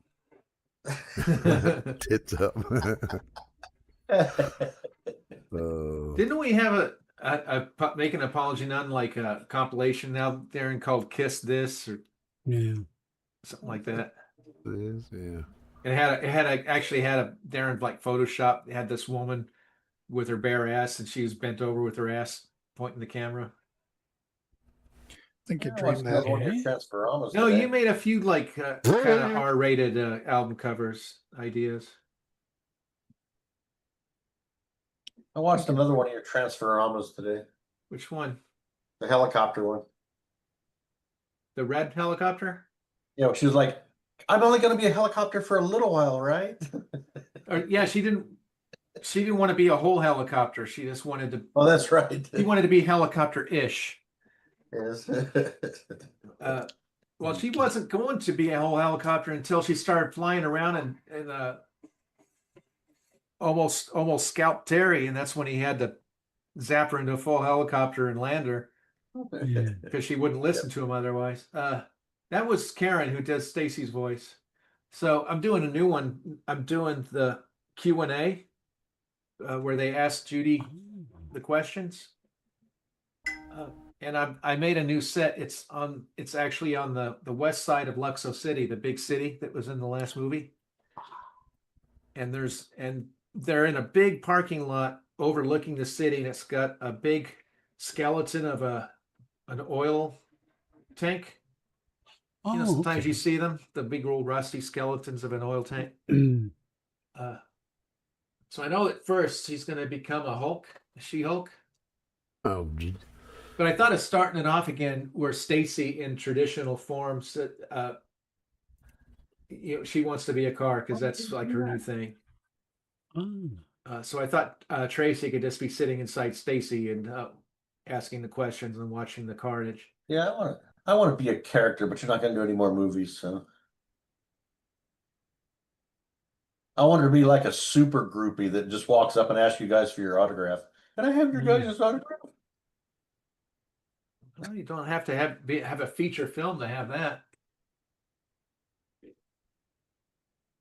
You were in the last movie too. Yeah, I was in the voice box. It was a good scene. Yeah, it was. Yeah, and in a good voice. You did good. It's Except I messed especially up the time. it's especially funny thinking it was Rob going through a voice changer. It made it even funnier. But yeah, I got that scene. I don't know when she becomes a Hulk, she's going to be like Hulk smash.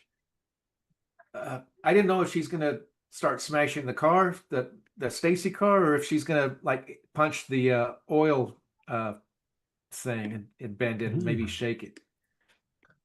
Still like, I mean, you're the animator and it's all your animation, but I think making the van a human being and the van goes, whoa, this is what I'd be like as a human. Whoa. Yeah, but there's a sadness to it because it would become inanimate again. It would be almost like dying. Yeah. Well, they can maybe make one of them become the Apology Nun van or become an apology. Would that work? Like I said, it's your creation. We just try to creatively, throw ideas out.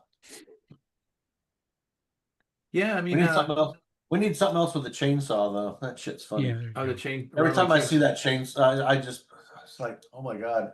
I remember us talking at length about the chainsaw on one of the shows. So That film did good. That scene, the whole film. I showed Karen, who played Irda Gaguk, and she loved it. She didn't know Pam and Chuck were in it. She was like, "What? They didn't tell me they were in this." So she had to rewatch that part. And then after this, I went for a walk with her through her neighborhood. What a beautiful place! Did you see some of the pictures I put on the Face Album book of her neighborhood? It was full of these 20s houses, and they were just so gorgeous. I remember that. Yeah, they were so pretty. The yards and the trees, and it was just beautiful facades on these houses. It was just so nice. I actually went to Zillow and saw what they were Zillowing for. They go to about 350 to 400 range for the real nice ones with the cat slide roofs and the But hey, my house isn't even this cool.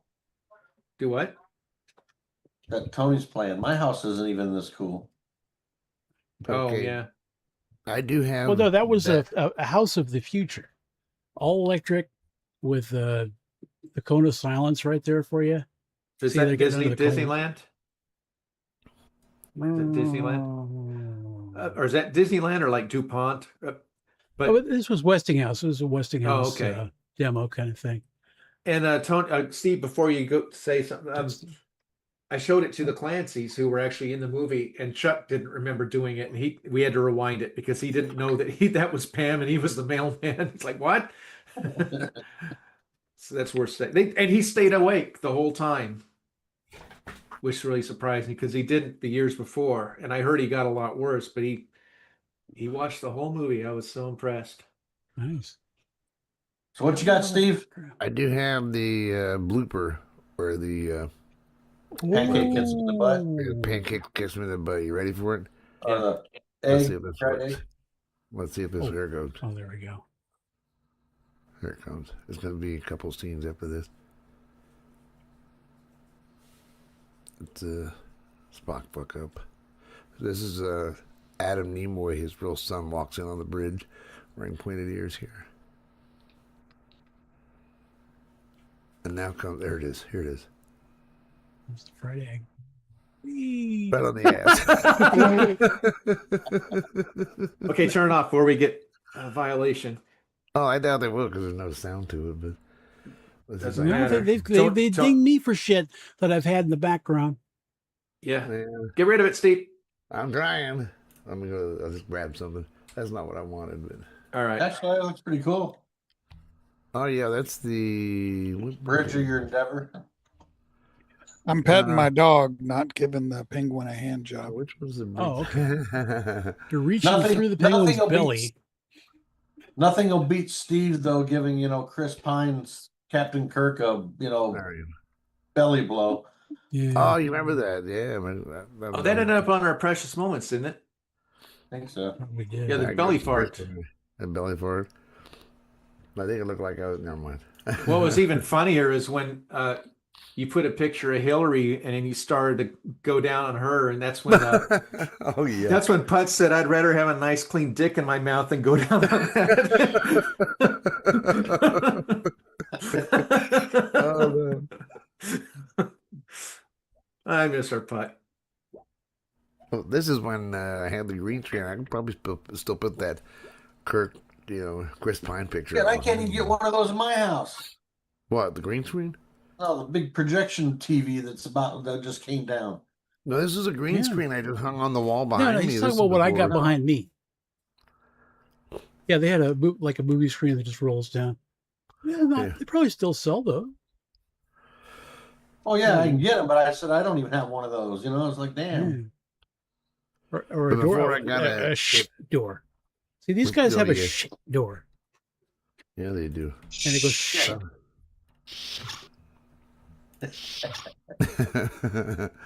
That's all full of. My question is why did the door even have a sound?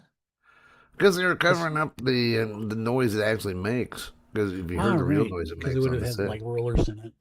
Yeah, And people rollers would write in and say, "How'd you get that pocket door to work so smoothly?" So we got a guy standing there pulling it back and forth. Yeah, because that would be the thing they do is say doors, and because Will Wheaton once said, you learn not to talk over. Yeah, Will Wheaton. You don't talk over the doors closing. He said he learned that during doing Star Trek. You don't talk when I don't know what it is. Will Wheaton. I think our Star Trek commentary worked out pretty good. Yeah. Which, the only one we the Star Trip. Yeah. No, Yeah, you were there. Owen was there. I'm not. Yeah, okay. I'm saying okay. It was Saturday we need to do. Okay. We need to do Saturdalia. Yeah. Well, we did, and make me do it this month. I've got to get the Patreon going and put I Want Her for Myself on it. Oh yeah. I'm tired of being late on that, and they're not getting temperamental, but they're getting impatient. You said a year ago you're going to have this up, and I'm like, you're right. I deserve this. Boy, you've got some nerve. Some kid looked me up on the Facebook that on my Timmy Ross animator thing, and out of the blue said that he was wanting to know when the movie can become available. Cool. Oh, yeah. Isn't that nice? It's really Yeah. nice. It kind of sucks that if I get like one fan letter or somebody interesting, that makes my day, but I guess I can't complain, Mm-hmm. I think that's My good. dad had one of those. A complaint? Well, the one that was now it's off screen, but it was called a shopsmith. It was like a combination drill press, lathe, and coffee maker or whatever the hell it was. I think he got the thing, and then I think he ended up using it like twice, but it was cool looking. I thought you were going to say your dad had one of those things where the counter pops up and a big wet bar comes out with all the stuff and the champagne music and the bubbles. Yeah, no, he wasn't quite that. Speaking of, I don't listen to the radio. I listen to champagne music. Did I hear once you got a video pulled down because of something Tony had playing behind him or something? About 3 times. I did twice. No, twice. Once was a damn Japanese movie about a flying turtle or some shit, and which Really? I'd seen on the Vortex thing that I see every night. It was PD, but no, some stupid company did a copyright claim. They just buy the rights to that stuff just so they can do that. Yeah. And another one we got an episode pulled was that Santa Conquers the Martians. Oh, jeez. Didn't we get some? Which I've didn't we also get seen on the something- Vortex, which is also fucking PD.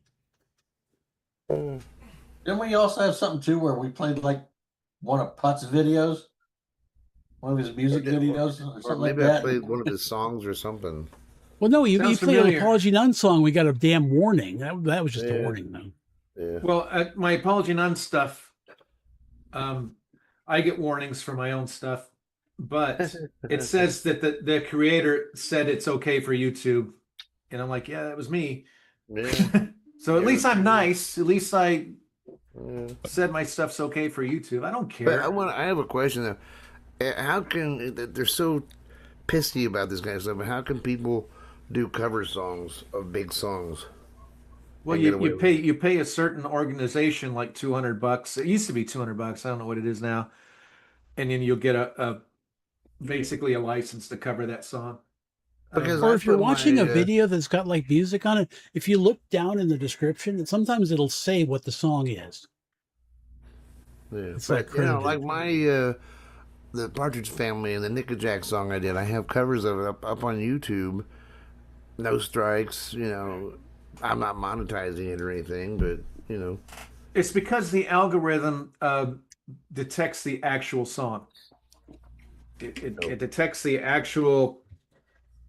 I think it looks at it visually, is what I'm saying, or maybe it counts the zeros and ones, but I don't think it kind of listens to the song. It goes through waveforms and stuff. So a cover, you singing karaoke, I don't think it's going to recognize it. The same way it never got me for singing "I Feel Fine" from the Beatles. Yeah, because there's that's how good my YouTube's Got Talent. All these people doing covers, and some of them are playing the instruments. They're not just doing a karaoke thing. Yeah.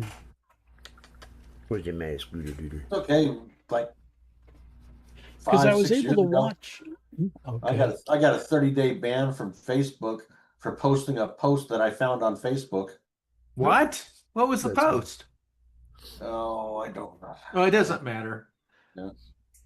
Uh, I shared the post from another Facebook page or whatever. I mean, was and I it got a lewd or 30-day something? ban. Show No, somebody in their underwear or something? It may have had some violent connotation in it, you know. That's probably why. Gotta be careful. But the thing is, I just shared it from another Facebook page. Yeah, and they didn't get banned, did they? I don't know. The original. That's weird. Well, our friend Estefan Bravo got kicked off of Facebook for, I guess, sharing one too many pictures of men in their underwear. Oh, nice. Right. He's gone. I don't know what happened to him. I was gonna contact him since I found out his mom flu feed, you know, Hmm. and he's Why just was he no longer posting there men in their underwear for? because he's that kind of person.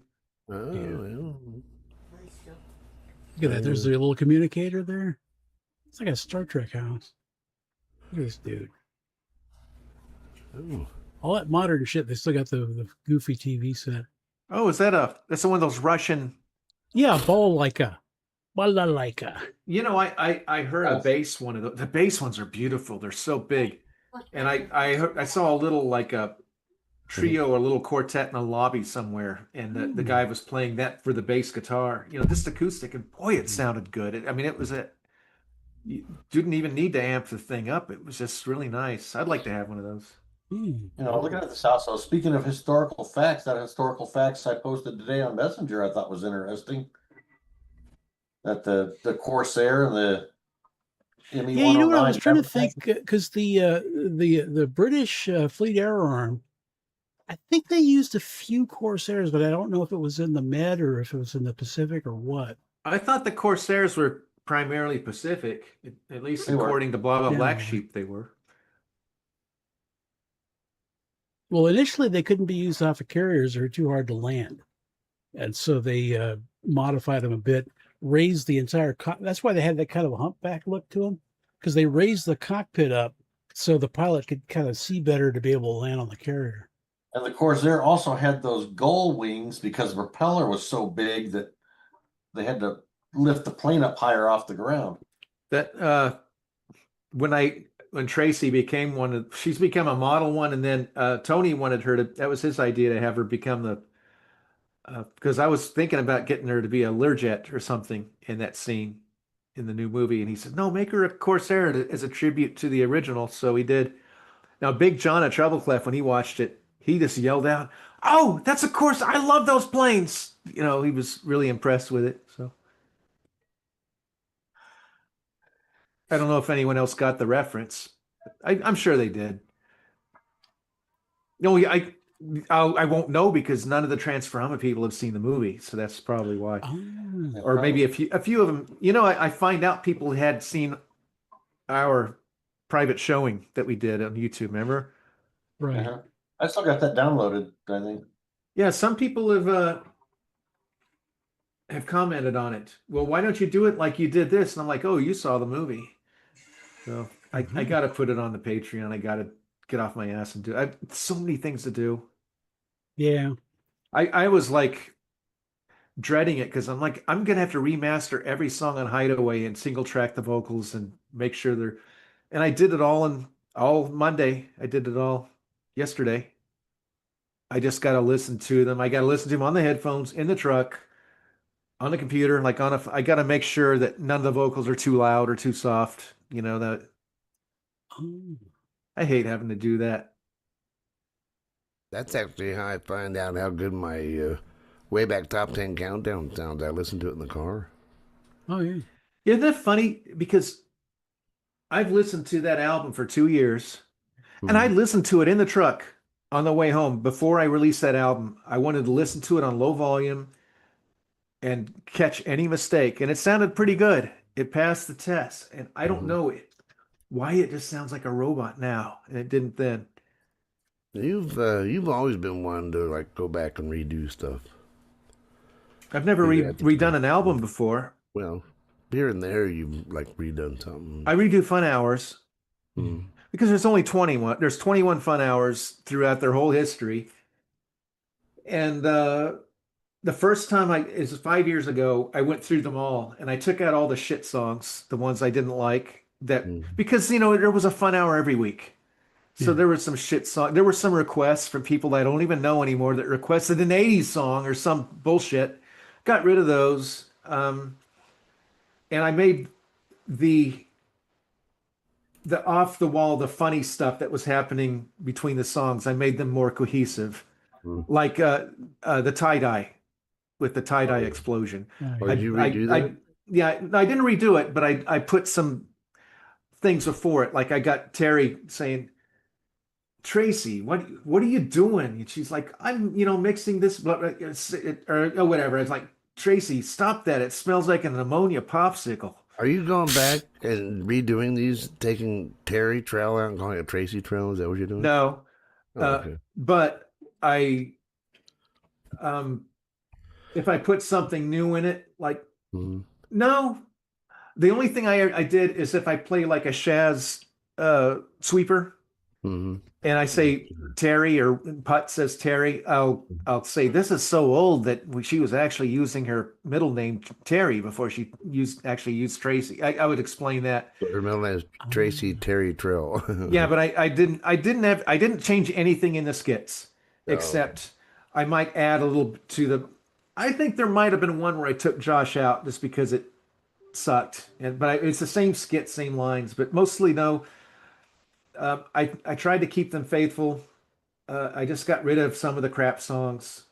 And then recently I took out any time I called the Wrong Channel Show a podcast. I took all that stuff out and just called it a radio kind of show. Because it podcast it's got a negative connotation now. Yeah, I don't like 5 years ago during COVID, it worked. In 21, it worked, and it's like I don't even like the word podcast anymore. So I cut those out. I'm pretty much going back through all my old morning shows. Any show that has What the f are you doing? I'm gonna get rid of. Why? It's bleeped. I'm kidding. I was kidding. Oh, I mean that's a lot. Well, and that's what I'm saying. You've got like 4,000 shows. I've got 21 shows. So to me, I would love for these fun hours to go through history and be a window into a different time where people could click on it and hear a bunch of songs they'd never heard before, new generations. I'm kind of looking at these as a time capsule. So that's why I want them to be as good as possible. Yeah. And I'm still working on them. I've gone through every fun hour and this last time, and I've found just a few things. There are times like there might be one where I forgot to introduce what a song was, and I'll put that in the notes. I didn't introduce who or what this song was. There was one where Terry was in Rob's attic doing the show, and he heard, "Oh, there's a plane coming. I can hear it out one window, and I can hear it out the other." And there was no sound effects, so I put in a plane sound. Little things. You want to hear something I just seen? The current schedule of Demented Radio is still running the wrong channel. You're kidding. No. Can you get to them, guys, and try to get our lost episodes if you ever want me back? Wednesday at 3 p.m. to 4 p.m. Can you try to get our lost episodes, Steve? I'll try. I'll contact what's his face. Please do, because that's time is Pacific time. This is the only road trip I've ever done where I didn't listen to any wrong channel episodes. Yeah. I want to see. I want to hear Steve's new show. You know, Steve Jarrett's Oldies at Midnight. Yes. Actually, sounds like a good idea. But you got to play actual oldies. You know, Blondie isn't oldies. Yeah. I've said this before. Just like we were talking about what constitute a classic rock song. Oldies for Gen X. How's that? I've been thinking still more about our classic rock conversation. Because we talked about Good Vibrations, because the Beach Boys wasn't a classic rock song. I'm like, well, the Eagles wasn't a classic rock band either. But Hotel California was a classic rock song. It was an anomaly. What's really sad is from in the 1980s, what we called oldies is actually less in time than what we call the 80s now.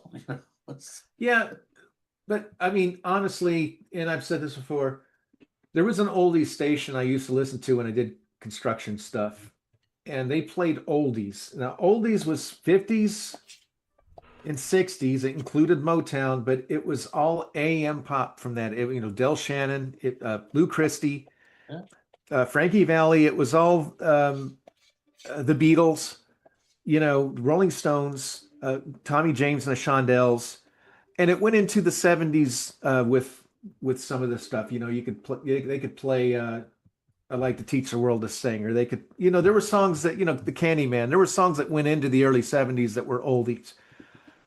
But to me, Elton John wasn't really oldies. You know, it's just like it's definitely it's a genre. Oldies is a type of music you could play at a restaurant drive-in with the car. It's like a Sonic that you'd have piped in. That gives you that tail fin kind of flashy chrome cars. Now you play Sonic and you hear Taylor Swift. See, that's wrong. That's not oldies. Even if the Taylor Swift song's 15 years old, it's not an oldie. An oldie to me is a genre. Yeah. It's like classic rock. They weren't top 40 bands. They were album bands that only college radio FM stations play. They were underground. And they didn't care about hit singles. They just wanted to sell albums. Mm-hmm. Zeppelin did not want a single. I think they ended up having like one single in the 70s or something, and it kind of broke their tradition, but they definitely Stairway to Heaven, wasn't it? Well, no, yeah. they wanted to be an album band. Yeah. And that's why you have people, you know, Stairway, it never charted. Well, I mean, they didn't play it on KRLA, you know, AM top 40 for obvious Wolfman reasons. But, you know, they here's a little piece of trivia. Dusty Springfield was their advocate who recommended them to be signed. Oh. Yeah, they did work. I guess Page and Jones, I guess they did work on one of her albums, or because they were like session musicians. And you know, she saw they had this band, and she kind of stood up for them the same way Lucille Ball did for Star Trek. Oh. Although I think didn't she own Star Trek basically? Wasn't it her? Well, it was a Desi Lou production. Yeah. But no, she didn't own Paramount. But Desi Lou, but she really stuck up for Star Trek to Paramount, I think. You know, because they didn't want to make the show in the first place. And then she went, wah, and then they kind of had to. I heard she was quite the stalwart businesswoman. Wouldn't that have been neat if she'd have made a cameo in it? You know, I'm surprised she didn't. I mean, she was an A-lister. I don't know if she was still an A-lister in 67, but... Well, you know what? No, but I think Spock showed up on one of her shows, maybe. Probably Here's Lucy, because yeah, I think that was show from like 67 to 71, 72. Had a lot of celebrity cameos in that. enough where people were kind of complaining about it. That there were I think just so what many celebrities. happened was Desilu eventually kind of started losing too much money, and they sold out to Paramount. So Star Trek wasn't Paramount to begin with; it was Desilu. Oh, really? I didn't know that. Yeah. And then they got Star Trek by buying Desilu. Okay, I just emailed David Taney of Demented. Oh, thanks. So he's. I told him we were missing about 30 episodes. I told him thanks. It's great to see you still running the show and all that. Were you polite, or you say give us the episodes? No, I was polite. I told Okay. him Give us those I said, episodes. give those fucking episodes, or else send Timmy down there. Yeah. Yeah, send Terry Summer. Yeah. But I went and checked, and there's still a lot and lots of episodes on archive.org. There's a lot, but we got 30. Yeah. The 30 of them are missing. I love it. I do a search on Demented Radio, and Demented Radio shows up first, but then the second entry is Radio for Dementia Patients, the Alzheimer's story. I just think it's cool that they're still running the Wrong Channel show. That's really cool. Really cool. Find Well, out the guy like it says Floopy. Demented News 1/1/2025. Good news, everyone. We're back. That's right. Direct from the Funny Farm. Demented Radio is back once again. So they were gone for a while. Oh, really? Kind of like I was for a I while. thought you were gonna like find out the guy floofied like 10 years ago, and the thing just keeps running in circles. You know, Mike Walker had a great show. I mean, he was a butthead, a real person, but he had a damn good show. And I contacted his wife if there was any way to get a hold of shows, and she said she had no idea because he did put on a good Saving the 70s show. Oh, Shaving the 70s. Yeah, Shaving. Someone needed to. Yeah, I mean, once he got pissy because he found out I was, you know. Oh, that guy. Is he the guy that did sweepers for you? Yeah, yeah. What an asshole. Yeah, but he did the sweepers. He charged me for them. You know, He deserved to die. I still use him. I'm just kidding. Show. Gee whiz. Yeah. I still use them from the gateway to stupidity. You know, I still have those. So we talked to him earlier. What's going on with Thomas? He hasn't been on the show in like 2 years, has he? I haven't even talked to him in a while. I told him Darren and I were at the Cars and Coffee, and I'd like him to meet Darren. And him and his wife did stop. They were going back from Georgia, and they stopped by and talked to us for a little while. I'll be right back. That's the last time I had. What was that like? That was shortly after Darren moved here, so it's been a long time. Because I was sending him invites to the Facebook event thing. He's exploded. Thomas is a slave. His old lady works him to death. They have like a farm in Georgia, and he just works and works and works his butt off. But I'd like to get him on again. Or at least at the very least, get together with Darren and have a grill out. He probably won't eat the burgers, but he'll probably broil some Brussels sprouts. Boil some? Oh, broil some. Broiled Brussels. You said he always boil. There are nut jobs who will boil meat, but I don't think he can boil a burger. No, it's like not mutton or something. No, he'll make me, or he'll say, "Hey, do you want to go to my house? Well, I'm going to grill, for dinner. I'll go there, and it's Brussels sprouts." But it's all right. They're all right. They don't really have much of a taste, but it's okay. It's just like I've had worse. But the farts. Do what? They'll give you the farts. Will they? Oh, there you go. Just no lettuce. From Mexico. Well, somebody mentioned the phrase "fire in the hole" earlier, and I was going to say, is that the new Taco Bell? Taco Bell is. I've been reading it. It's like so far there's only been like 4,000 confirmed cases of it in the United States, and we've got 800 million people in this country. I was like, is this just like a no? It was 350 last I checked. Oh, 350, whatever. I don't care. I've heard 4,000, but here's the 4,000 people though. Wouldn't that be like a regular annual breakout of it? No, because that's here's a lot the deal. Of people. I don't care who you are. That's a lot of people. Well, here's the deal. 4,000 people went to the hospital, but how many people are just taking care of it themselves and burning their ass off at home. Probably Yeah. 100 Shit. times that. Yeah. That's how you got to think. It's like some guy when the kids were eating Tide Pods. Some guy, in fact, he was the guy that played King Arthur that I was telling you about. He posted on Facebook as an advocate for the new generation or whatever. He's like, people are taking this out of it's only so and so, only 1,000 kids that, and I'm just like, wait a second, that's only 1,000 that were hospitalized.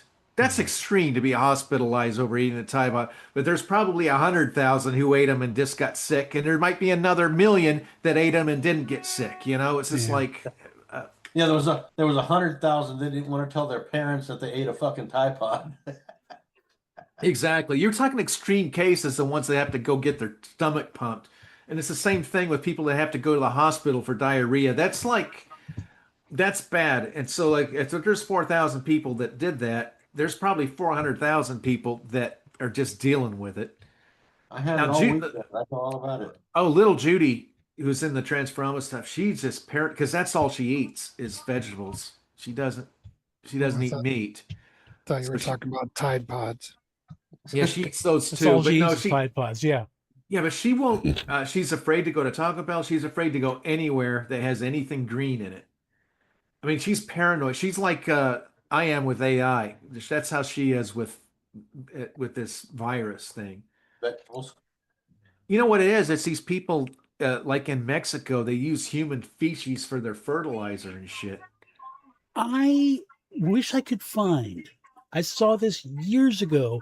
It was like a Warner Brothers cartoon, but it was like an wartime instructional cartoon, and it was about growing food for the war effort and all this, and it was like trying to teach the farm workers not to shit where the damn crops were. Yeah, and that's what I'm hearing on the news. That's what they said started the shit. And I've never been able to find that since. It was like in a compilation of like banned cartoons or whatever the hell. But it was, just literally, and you'd see this like cartoon Mexican guy, done in the Warner Brothers style. Seriously, I'm going around and they were saying, "Don't do this." Yeah. Hey, Gottschalk. Hey, what? What are you wearing down there? You want to see? Yeah. My camera won't show it. My shorts. Uh-oh. I don't know why it's blocking you out like that. What do you? Is it? Because it can't detect a face. It's looking for a face. Yep. I'm wearing jean shorts. Jorts. Yes. I like my Daisy Dukes. I wear them sometimes. The ones I had made for me for that play a couple of years ago where I did the pole dancing lessons. The problem with the Daisy Dukes thing is I ride a bicycle 5 days a week to work, but I ain't getting those spandex thingies. Oh, those are gay. But with the Daisy Dukes, you got to have like the Speedo underwear. You got to have the little Speedo briefs. Well, Trust me, Daisy nobody herself, they fucking figured somehow it was too sexy, so they made her wear pantyhose with them. Like that was going to be less sexy. Well, no, it's because you could see the hair in her vagina sticking out. Because they didn't shave back in '79. Oh goodness, no, man! If you ever get a hold of a dirty magazine from like the mid '70s, they call them dirty for a reason. You had to like wash your hands after touching it. They had like scratch and sniff crabs that would come out when you scratch it. I didn't make the magazines. Putt did. Yeah, I did. He had kind of a sleazy mind. Remember that he would like. He didn't kind of have a sleazy mind. He had a sleazy mind. He would have these pen pals, these women, and after like a month of getting to know him, he's like, "Didn't I see you in a porn?" And he'd be serious, and they'd like get mad and delete him and everything. He's like, "Oh, I was being serious. I thought I saw her in a porn." Yeah. Well, there was a couple of them that started wanting to befriend me on like Facebook or something. I was like, no. Well, my friend Pam, I told you, was missing the leg and all that. She said that when Putt was sick, she said that they play games together. Online games together and stuff. So it's like, And All right. there was a guy, a black guy that was not Lewis or Fidesco. It was a different one from overseas, and he like wore military garb, and he was a Facebook friend of mine for a little while. It's been years, and she talked about this black friend of mine that she became friends with, and they were talking and pen pals, and all of a sudden he showed her a picture of him naked, and she said his cock was like a tree trunk, and she said she'd never seen anything, and she said there's no way I'd do it with you. I would die. That thing would kill me. And I'm like, who did this? Lewis? Or she's like, no, he wore military equipment. And I'm like, oh, I remember that guy. I just thought that she's a funny person. I felt bad this time. That would have been an immediate unfriend. But I thought makes a funny story. yes, it does now. I'm sure she was quite shocked at the time. I'm sure. I'm worried about that big pink blob that's trying to eat Steve. Well, it's a Star Trek, problem. That's just me. I'm not messing with Steve. Oh, no, Steve likes a tea bag in front of the camera sometimes. I'm not going to explain what that is. I'll be right back. The people in the Navy do it to each other when they're asleep. Yeah. Oh, that's disgusting. In the Navy. That's what it's about too. What is it with that YMCA song? And Trump loves it. It's like his thing, but it's like, isn't there a part of that song where it's like you can hang out, you can watch the other boys, or there's like a real gay passage in that Yeah, song. it makes me wonder about him a little sometimes. I think Trump honestly doesn't. I think actually, if you ask Trump what the lyrics were, he wouldn't be able to tell you any of them.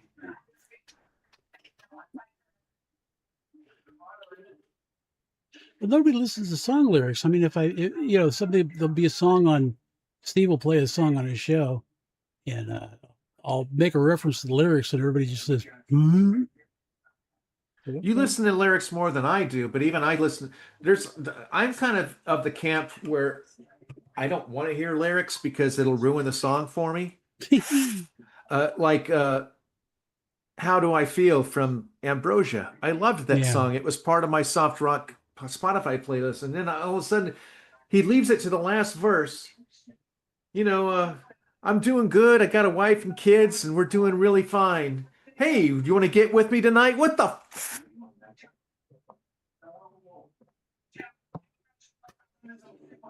And you said the same thing with Bryan Adams. Yeah, Run to Me. Run I love the way that song is. It's one of those flowing songs I like. It's like you want to. It's one of the only '80s songs that I really kind of like the music to. It rocks. But then you said the lyrics are basically similar to that. It's all he's singing. He's cheating on his girl. I don't think it's his wife, but he's cheating on his girlfriend. Oh, Darren had when we were covering Temptation, not Temptation Eyes. The others, we were doing both songs, I think, from the Grassroots that I liked. Midnight Confessions. Oh yeah. Speaking for Darren, I don't know if you remember it. He had a problem with it because it kind of sounded like infidelity in the lyrics. And I was kind of explaining, no, it was just him daydreaming about somebody that he couldn't get, is what it was. But because I don't think in 67 or 68, I don't think they could get away with adultery in a song lyric.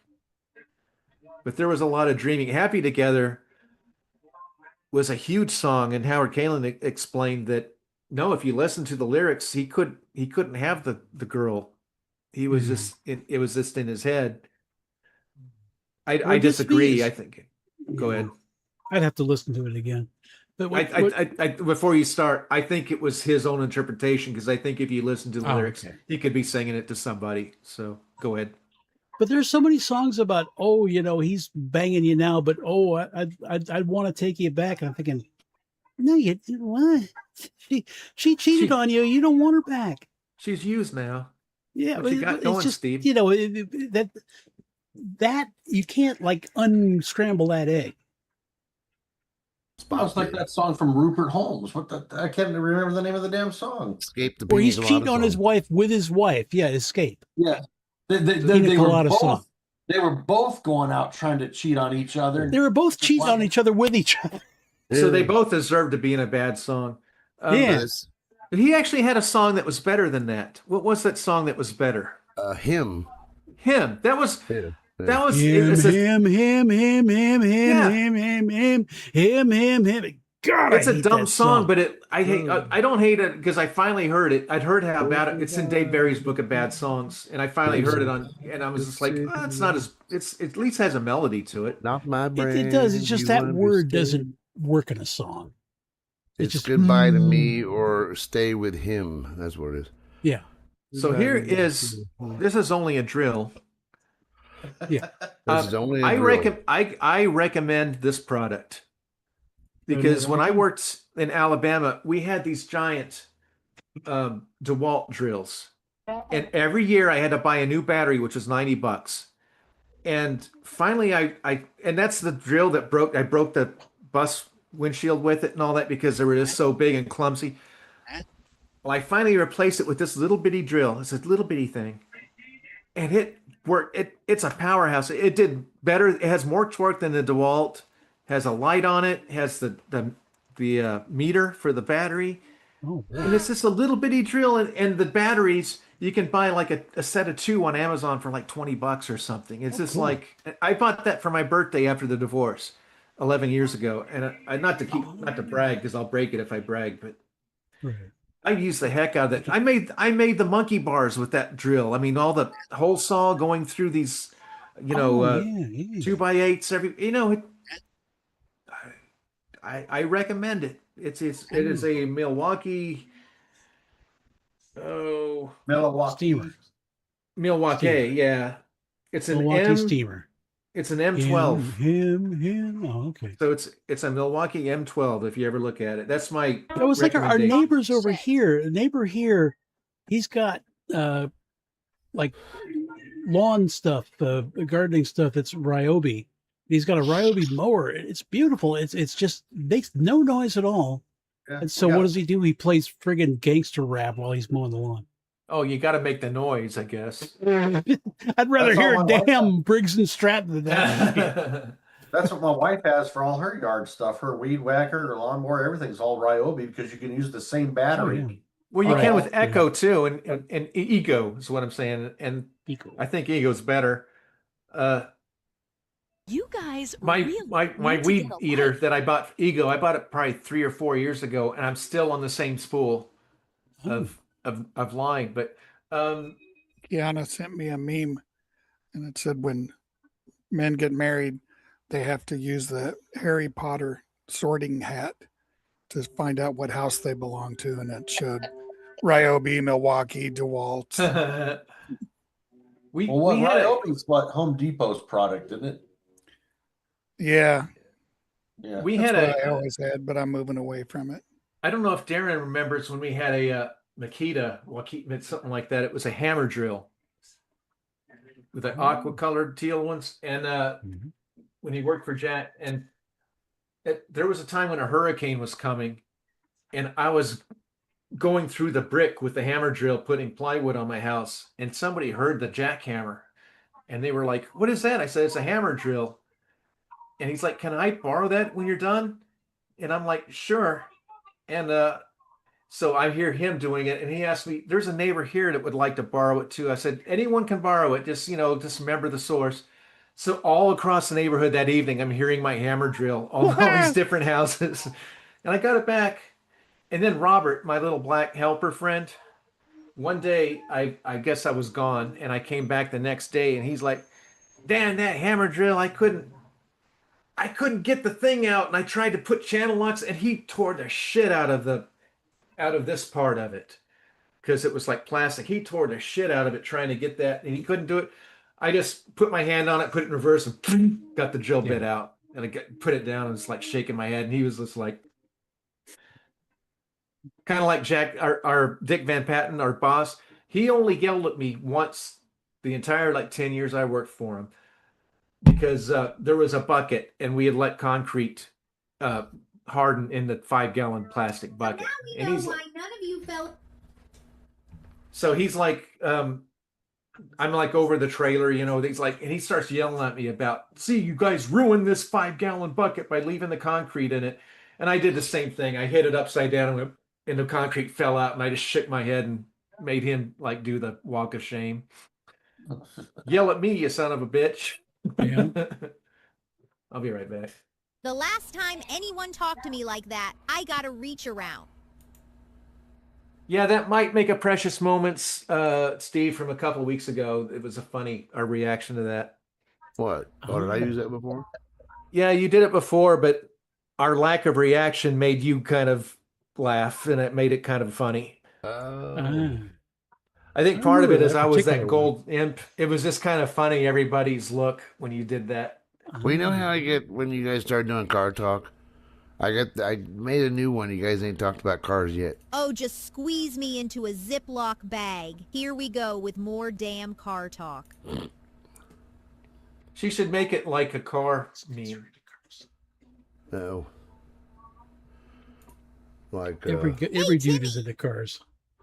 Yeah. Do like a Transforma meme, since all of Well, our we can talk Transforma about the beauty. car that was called the Corsair. Wasn't there one of those? Oh, shit. What? Yeah, the Edsel Corsair. Hey, Yeah, Timmy. and the English had English Ford had a Corsair. I'll be right back. Hey, Timmy. There you go. There you go, Steve. Hey, Here's your Timmy. ride. Picking up all the kids again. Yeah. oh. Wow. Oh. The 45-year-old guy yesterday who picked up the 13-year-old here in Marion County met his Boy. Boy, you've got some nerve. Yeah. What was that? What? What was it? You're a 45-year-old guy? Well, we got an Amber Alert yesterday from here in Marion County. 45-year-old guy picked up a 13-year-old girl and was trying to take her down south, and boy, they caught up to him, and he got out brandishing a firearm, and that was the end of that. No Oh, one nice. is going to believe that shit. Well, it's on the news. Surprised you guys didn't hear about it. No, Yes. you got enough crazy At least crap out Steve here. and Darn. Mm-hmm. I don't hear the news. And then I saw that, what is it? Japan had another, 7.8 earthquake today? I think it was 6.8.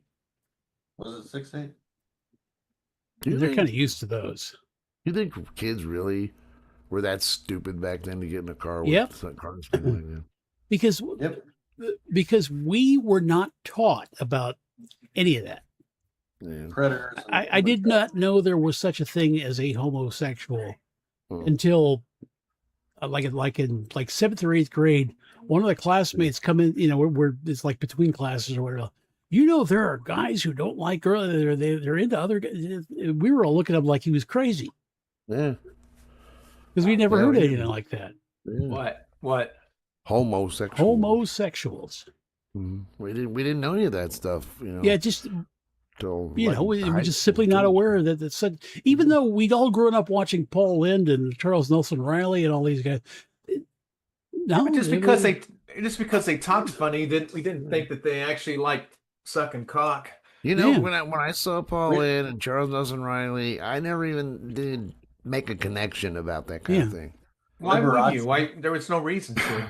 Yeah, I mean, they were funny, so that's all I cared about. They were funny. Liberace and actually. Yeah, we just thought he was eccentric, or at least I did. I didn't. Yeah, I just thought that was part of his entertainment shtick, It was Elton John. goofy. I guess he's been that way just pretty much his whole life.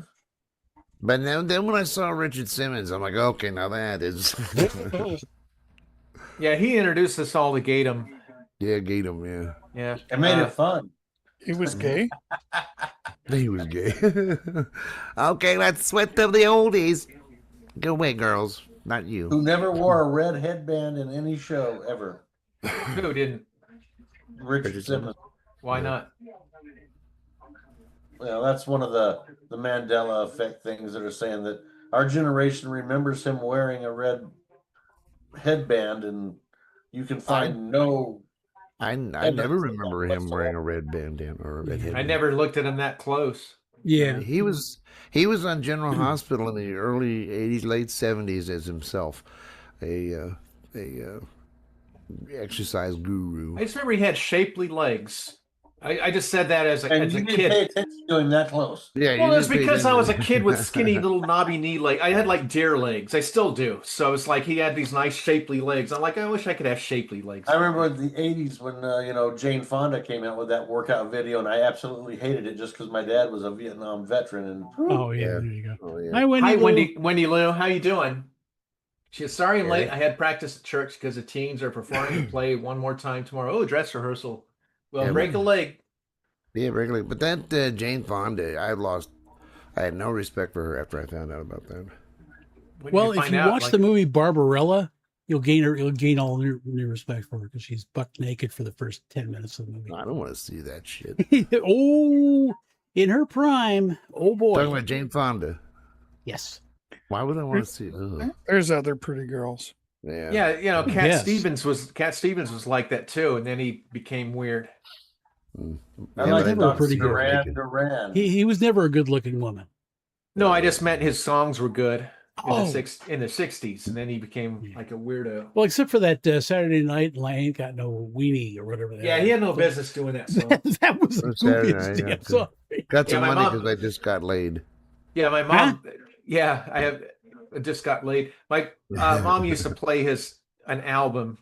I would get up at like 5 in the morning when she'd get ready for work. I don't know why. This is in the '70s, and whenever I hear that "Morning Has Broken," it would always take me back to there. But then it is the same album. I'd hear that another Saturday night, and I get, what the fuck is that?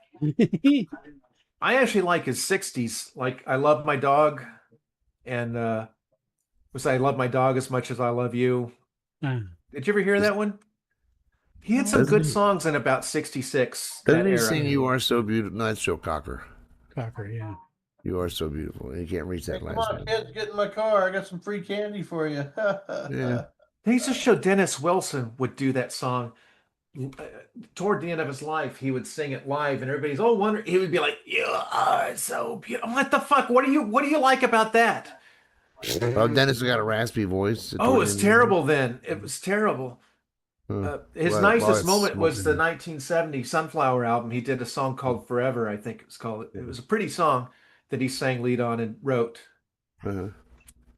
And actually, in one of the Beach Boys movie, The American Family, because his dad hated Dennis the most. He'd whip his, really tear him up, and then he went and played him that record or whatever, and his dad actually sat back and listened to it, and liked it, and then they kind of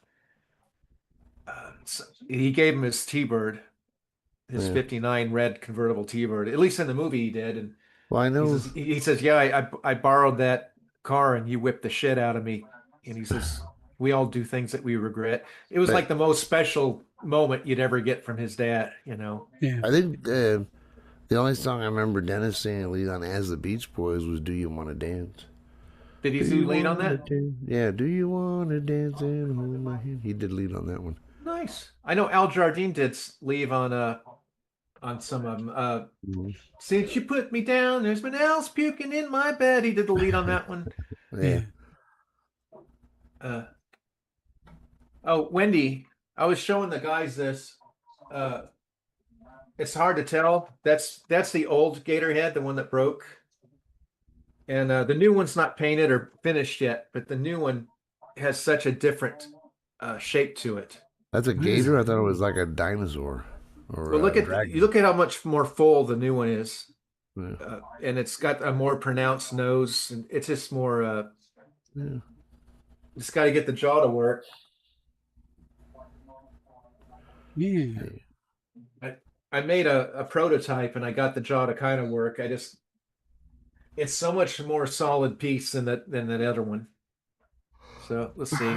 I think that's part of it, is just having it be solid. I think that'll help it. If I can't get it to work, I guess I'll just do the robot thing, because I didn't never get the new tunic. I guess I'm gonna try one more time, and then I'll just give them a terrible review. Oh, there you go.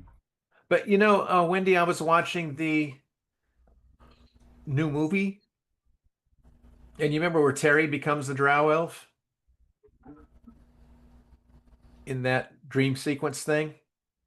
He actually has a green tunic with like gold and different things with it. So Hmm. I think it worked for that. So maybe I can get the green to work. I just need to do some stuff with it, I guess.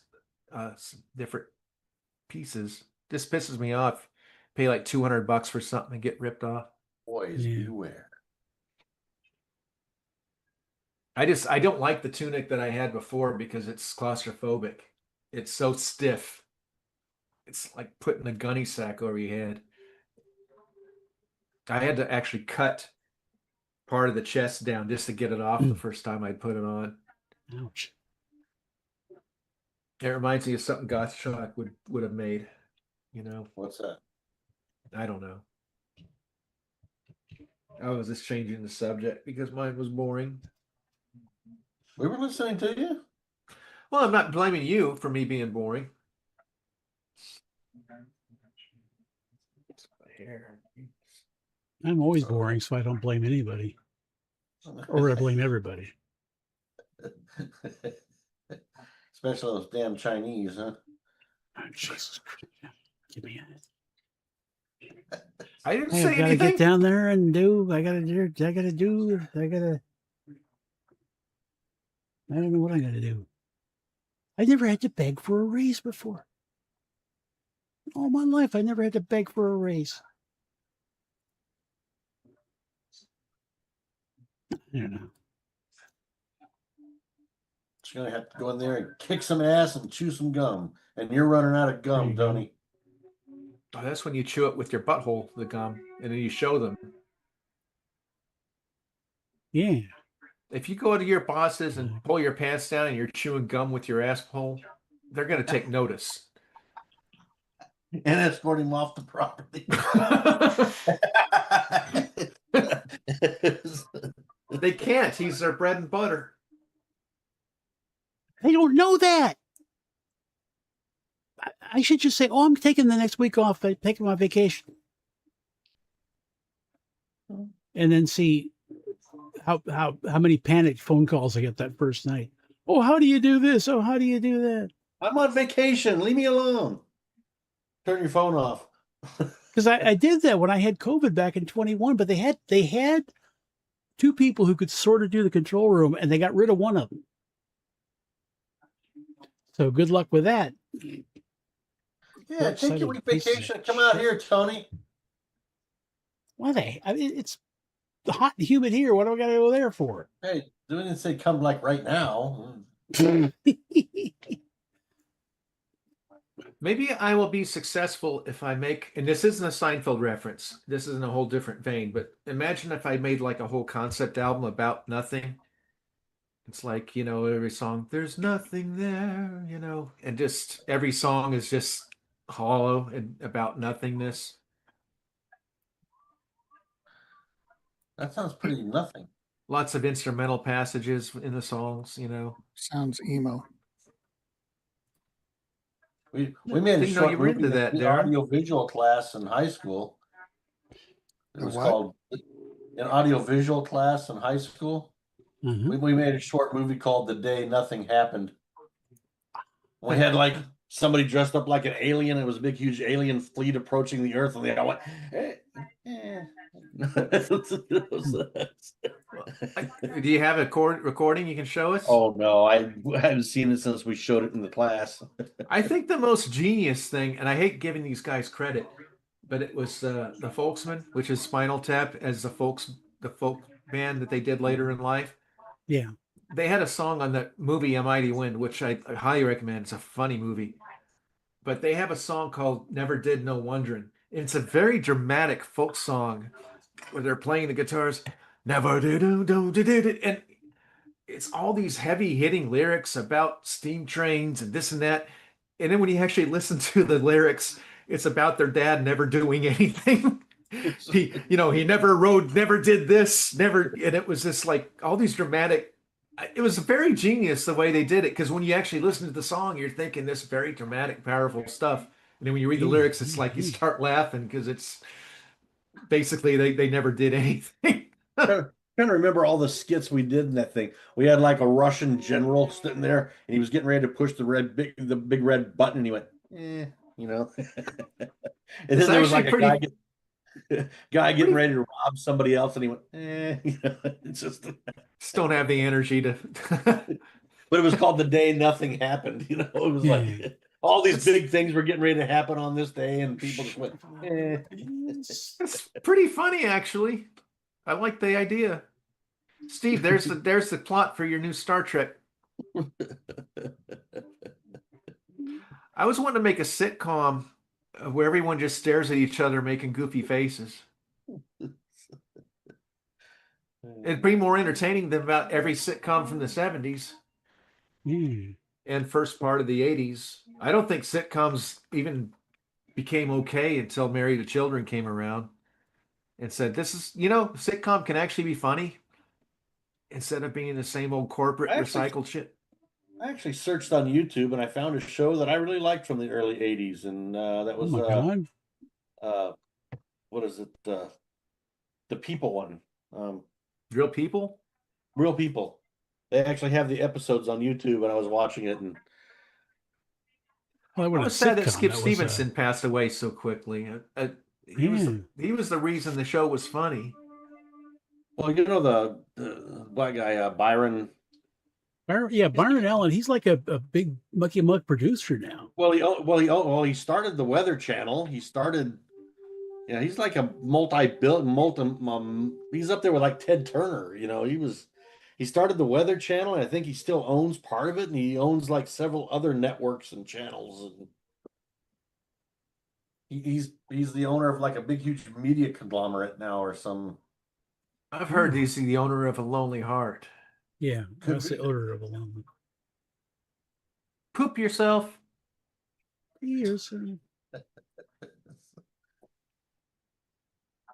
That's the only song that says "poop yourself" and "pee yourself" in the same song. Yeah, go on vacation for a week, Tony. Well, yeah, like I say, I was in. And I had the COVID back in 21. That was like 2 weeks. I guess they survived it, but I mean, like I say, they got rid of the one little gal who's doing the shows. Joyce, the skinny one. Yeah, they got rid of her. And I don't know. I mean, look at Lauren. She goes on vacation. Please, Pip, I'm out. Do your sales drop significantly when she's not there? I imagine so. I don't know. I don't really get too far into what the actual sales numbers are. Because that would just piss you off more. Yeah, I used to think how about give me like 0.1% of the day's show. So if the show makes $100,000, give you an extra $100. Mm-hmm. But I wish all these work from all these remote job things you see weren't all scams.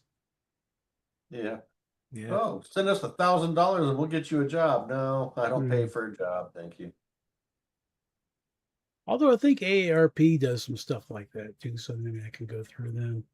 AARP in Cincinnati. Yeah, there you go. Anybody wants to hire my old ass? I was just thinking about. I have probably sent out 100 applications and resumes in the past 2.5 years, and I've only gotten like 2 callbacks from any of them. I don't hear from any of them. It's because AI filters it all out. Did you hear like the entire HR department of a corporation was let go because they used AI to filter things, and it filtered every single resume or something like that? So AI the thing is, and then there's have us write your resume using AI. Oh, that's just perfect. Yeah. So you can send your AI resume to an AI HR people, and then they can. Which it'll probably like and go, oh shit, here we go. Oh no. Yeah, because their filters will just be AI going through it. Probably was with Tony's luck. He'd take his week vacation. They go, oh, we're trying out this new AI system now to, Hey, good luck with that. No, Lauren mentioned that. Oh, in case they replaced me with an AI, and that's why I sent her the latest one of your little Oh, cartoons. you actually showed her that? Yeah. Did she shit herself? Yeah. Shit yourself. Do like You Elon know, did with his personal assistant. She was like, I need to take a vacation. I said, all right, just go and take a few weeks off. And then when she came back, he said, I've been doing fine without you, so you're fired. Well, he was more like, turns out I don't actually need an assistant. they kind of did that with Ed King of Leonard Skinner, because he was the one guy that wasn't from Jacksonville. He was from Strawberry Alarm Clock, that psychedelic pop band from California. So he didn't fit in, but he kind of looked the part. He was the fat guy with the beard, and but he was starting to get into drugs, and he asked them. Eventually, he saw it. He's like, guys, I need like a month off. This is I got to get myself straight. So Ronnie Van Zant, who's normally a bully, he was like, yeah, that's fine. We'll be here. Just do what you got to do. And then when he was gone, his manager said, don't. He's not welcome back. And he's the one that came up with the riff for Sweet Home Alabama and all that. But he was let go, which meant he wasn't on the plane. So some things work out in a way you don't realize they work out. Ironically, he didn't die then. Yeah. And I was thinking about Yes, because that song was going for my head. They had the best guitar player, Steve Howe. They had the best bass player, Chris Squire, and they had the best pianist, keyboard player, and that was Rick Wakeman in rock and roll history. And their lead singer sounded like Rocky Squirrel. Help yourself. It's like, what's not fitting in this puzzle here? But it worked. I mean, at least he was a good writer, but the guy's only like 3 feet tall, and he was self-conscious about his voice. He couldn't believe that with a lot of musicians. A lot of musicians are like tiny. It's like, yeah. Well, they speed him up. Like who was the guy from Rush, the vocalist? Geddy Lee. Geddy Lee. He sounded like he was 2 feet tall. Yeah. I don't know if they sped up Geddy Lee, though. They sped up some guys like Del Shannon. But, I mean, John Anderson is a little bitty guy, and he was self-conscious that he sounded like Rocky Squirrel. He didn't think he'd ever be in a successful band with that voice, but I guess his writing kind of made up for it. Or like Brenda Lee, the one the 50s singer. They sped her up. She was rocking around she sounded like she was 2 foot tall. They must have sped I think that was up. common back in the 60s. They tried to make people teeny bopper-ish more than they were. Isn't that why they created Alvin and the Chipmunks, though, by kind of making fun of that shit? Yeah. I don't know what Ross Bagdasarian's motivation was for making that. Well, didn't he do Witch Doctor, and then it kind of took off. Yeah, it was just a novelty record, Yeah. And it became a hit. So somebody's got on YouTube. I think it was the Christmas. Don't be late. They took that and they actually slowed it down to where you could actually hear Ross doing all of the chipmunk voices. So when he does David Seville, it's like, and then you can hear him doing like, I think, when he does Simon, I think I would like a sled, and Alvin, is like, okay, he does all the voices a little different, but you can hear him do all the chipmunk voices. It's interesting the way he does it. The same stuff I do. They couldn't really do pitch correction. He would just have to sing everything along like that, and then it was basically sped up 2 to 1. And that's why it has that weird cadence. Okay, Dave. Okay, Simon. It's why because he was saying okay, yeah. Mm-hmm. Exactly. And I think we kind of mimicked that maybe with some of our projects when we were trying to do. Hey, look, girls are just as dumb now as they are then. Yeah. Oh, that's what I was trying to tell Steve is he would just pitch correct stuff or pitch things, and it would sound like the robotic squirrel. It wouldn't sound, and I would say, you can't just pitch correct it. You got to time correct it too, or time stretch it. So that's when we would do like the okay, and then that gets rid of the robotic thing. And it was like the only thing I could find that could do that was Cool Edit at the time. Well, my new programs can do that, but I don't know. I still miss Cool Edit. You remember that, Darn? I remember it existed. I did a lot of things with Cool Edit that I couldn't do on the more expensive programs. It was kind of like Picture Publisher. It was like so early in the computer program stuff, but it had some really good features. Oh yeah, the millennials didn't get in there and suck it up. Yeah, somebody did. A bigger corporation bought up Cool Edit, and then they ruined it. Always do. Mm-hmm. I used to like Corel Draw. Shit. I think that's what Putt used to. I think he used Corel to do the backdrops for Star Trip. A lot of those, it was a pretty cool program. There were a lot of there was some competition for Photoshop that didn't cost near as much as Photoshop. Like I bought one called Clip Studio Paint. It was a Japanese program. It was mostly for manga, whatever. Yeah. But it was just like you could draw anything you could with photo. It was $20 program. I bought the CD, for $20, and to show you the difference, the Amy, the one in the hula malts that complained that her hamburger, why is my hamburger so big? I drew her in the Clip Studio Paint, and she just blends it. You couldn't tell if I did her in Photoshop or anything else. It's $20 where Photoshop was, $700. Yeah, well, they're sweet. Remember, they quit selling their sweet. You just have to rent it now, and that's gotten them into some trouble now. People are fed up with it. They just became evil, where you had to not only rent their software, but you couldn't unrent it without being penalized hundreds of dollars. It's like those stupid like Gorilla Camp. No, Planet Fitness. Okay. Does that kind of thing. They put you in a contract and you can't get out. See, and they give you pizza and donuts. This is the follow-up. Oh, I didn't know there was one. Yeah. Well, Englewood, of course. So they got lesbian warnings now? Yeah, girls beware. Yeah. The problem is I can't tell what's happening. It just doesn't make. This one makes less sense than the last one. They don't say she's grown men walking around picking up young girls. Noofner. Oh, I thought they were going to talk about she's a homosexual. Yeah. They didn't have lesbians back then, I don't think. No, they weren't invented. They could have like Rosie O'Donnell sitting on one of them. She can't get away. Oh, me. What is that? What are you looking at? Yeah, because that's the same girl right there. Oh, she's kind of cute. Even, for a 12-year-old. Steve, that's awful. The girl is mine. Ooh, I want to ride that. Not her. I was talking about the little car on the thing you put the quarter in. Yeah, right, okay. She's she's calling me right there.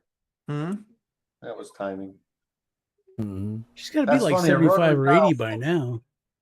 Have you seen the videos of the Gen Zers now trying to operate a rotary phone? That shit's funny. Oh, is it really? They can't figure it out? No, not in the least. I liked the one of the English kids trying biscuits and gravy for the first time. Oh, yeah, Jolly. I watched those guys. That was interesting. She get in the car with a strange man. Did they like it? With a bow tie. Yeah, they were afraid of it at first. They were like, what is this? It's weird. It's kind of gross. What is this? And then when I tried, they're like, oh my God. It was like life-changing for them. Actually, I've been watching the videos of all the Europeans that were over here during the World Cup eating American food, and they're like, oh my God, we need this over in Italy, or Can you send me one that's not and I don't want to get into it again, but can you send me one that's not AI? Because it's like I'll be watching these and realize it's all it'll show it. Just find Jolly on YouTube.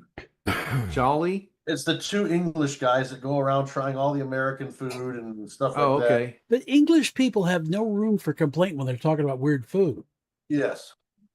No, he's not talking about them complaining though. I mean, the people that went to see the World Cup from Europe were just like, Oh, they loved it. They loved it. They were smuggling ranch dressing, and they were like Yeah. tubs Well, of ranch dressing in the plane. and it's on not the plane. just the food. They just found out that the media has lied to them all these years about Americans, that we're all gonna kill somebody that's not like. It's just like, what the. They got in and found out what it's like: free restrooms, free water, free people are nice. Actually, you know, the British eat something called spotted dick, you know, so. Yeah, I heard that. So do the homosexuals. I was about to say, so no, they discovered, what about those Europeans that discovered Buc-ee's for the first time? Oh yeah, they went ape shit over that stuff. So see, don't go bonkers over it, because I don't like anything that's hyped up, but I'll give them this. The stalls, the bathroom stalls are actually, each one's like a concrete bunker. And there's a guy waiting behind you to clean it up after you leave. Oh, really? Yeah. So it's just like, you got to pay him? No. Huh? It's not like those New York places where they have like a dude in the bathroom and you're supposed to tip the son of a. Oh, I saw one of those, just one. It was in a Moody Blues concert in Fort Lauderdale, in Sunrise. I saw they it had at a flea market here in Pinellas County.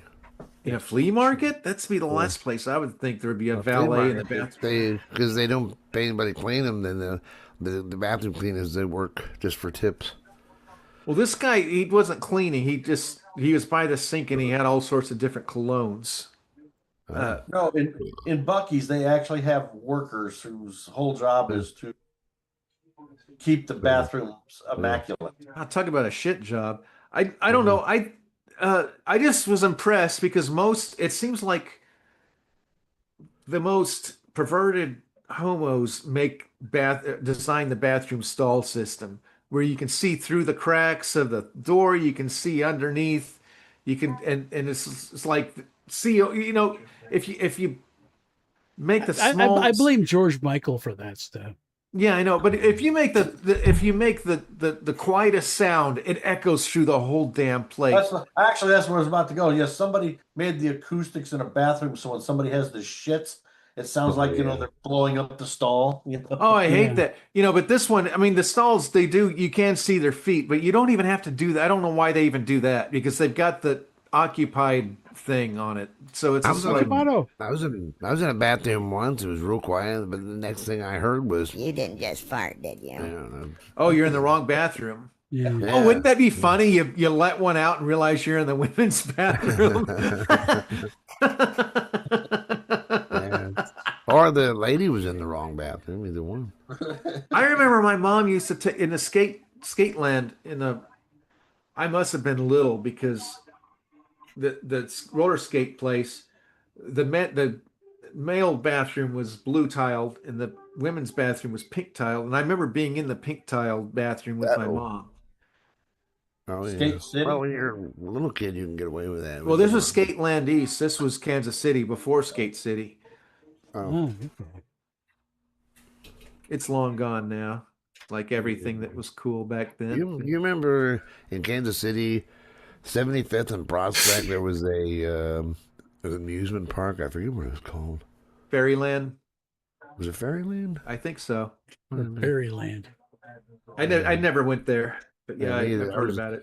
I was a kid. I just remember going by 75th and Prospect, and it was there, just closed down and decrepit. Was there still remnants of it?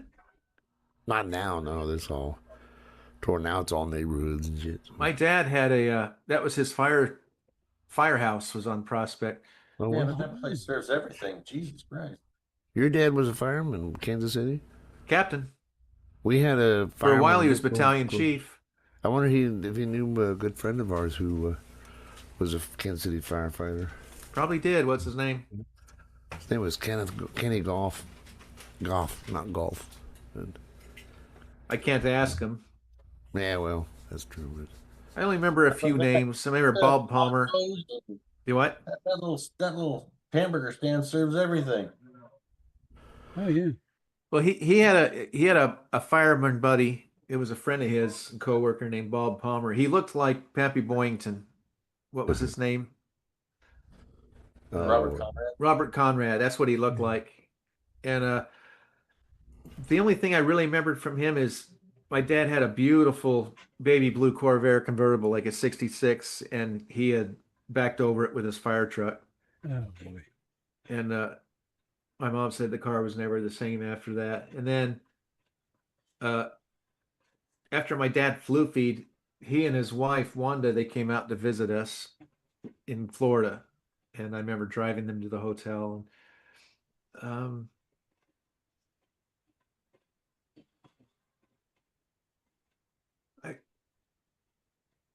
I had I don't know if I was going to tell them that we were going to have a dinner date after when my dad was having his funeral, and for some reason I couldn't make it. I was wondering what to do. This is a vague memory, and my cousin Jerry Pruitt said, "Well, you don't call them. Just don't show up to the dinner date." And afterwards said, if they get mad, say, "Can't you take a joke?" That's totally him. We started 6 minutes late. Yeah, that's right. We're in overtime. oh, I see. Well, the thing is, it's summer, so it's still broad daylight out here. That's rude to Dark. broads, you know. It's dark and it looks like there's a thunderstorm coming. Well, it's only 83. I mean, it really cooled off. And my dad also had a fireman buddy named Harold Kanabi, and he had a couple Mustangs, '60s Mustangs. And I remember that from when I was a little bitty kid. Just cool Mustangs. So I'm wondering if she got knocked up there, Tony. Is That's this what on? they're talking about now, you know. Is this on? Am I going? Yeah, Okay. it was on. All right. There we go. Say something. Hello. Something. Check There you 1 go. 2. Okay. And that when I was at Dad's funeral, there was Harold, kind of a big guy with a little gap in his teeth, mustache, and he was telling. So whenever I hear of a Harold, he's always a guy with a mustache with a little gap in his teeth. But he was telling me these stories about Dad, and that he says your dad bought a fiddle, and he couldn't play it he could not play that thing. But he would call. He got so excited, he'd call me in the middle of the night, wake me up. Here, listen to this. Just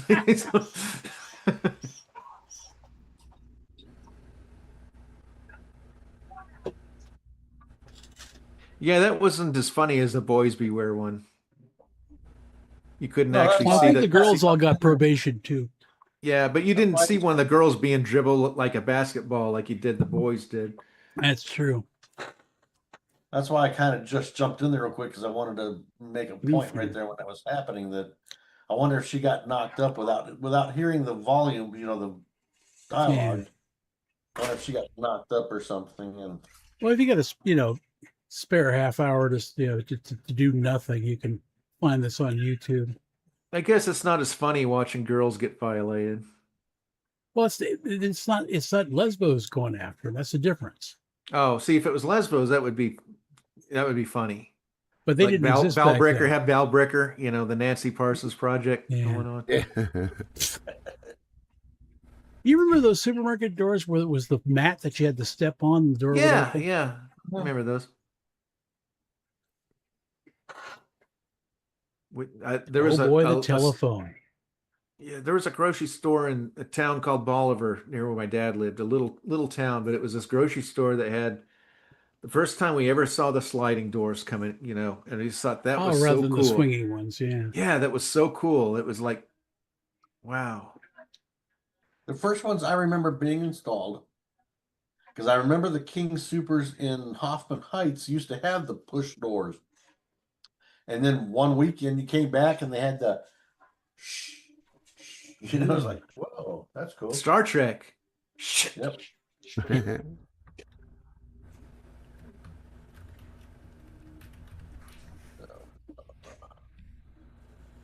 Yeah, dial that phone. Aren't you glad that you used dial?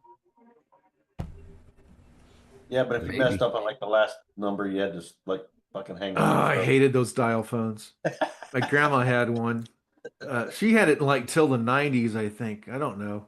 But I don't know what's worse, misdialing the dial phones or your butt dialing people with the new phones. Yeah. I did that with George Finizio, music. Uh-huh. I was walking out toward the mud pit. I had clothes on and stuff. I think it was maybe I was just walking back there. But all of a sudden I'm hearing this, hello? What? Hello? What? I'm like, where's that noise coming from? I'm like, I picked up my phone and it's George Finizio. For those, he's an indie musician that has a great voice, has great songs, but he's a nice guy. He's the first to comment on my music stuff on Facebook, but he's also a little bit out there. But evidently I had seen him on Facebook Messenger. We just said something, and somehow I butt dialed Facebook Messenger and called him because he That wasn't in my happened to phone. me. Yeah. But I told That him, happened to I was like, but just a second. But I told him, I guess I butt dialed you. I'm sorry. He's like, what's that mean? So he didn't know what butt dial was. And so I explained, and we had a nice conversation. It was nice. I'm glad I butt dialed him. It was the first time I actually talked to George on the phone, so it was nice. But anyway, go ahead.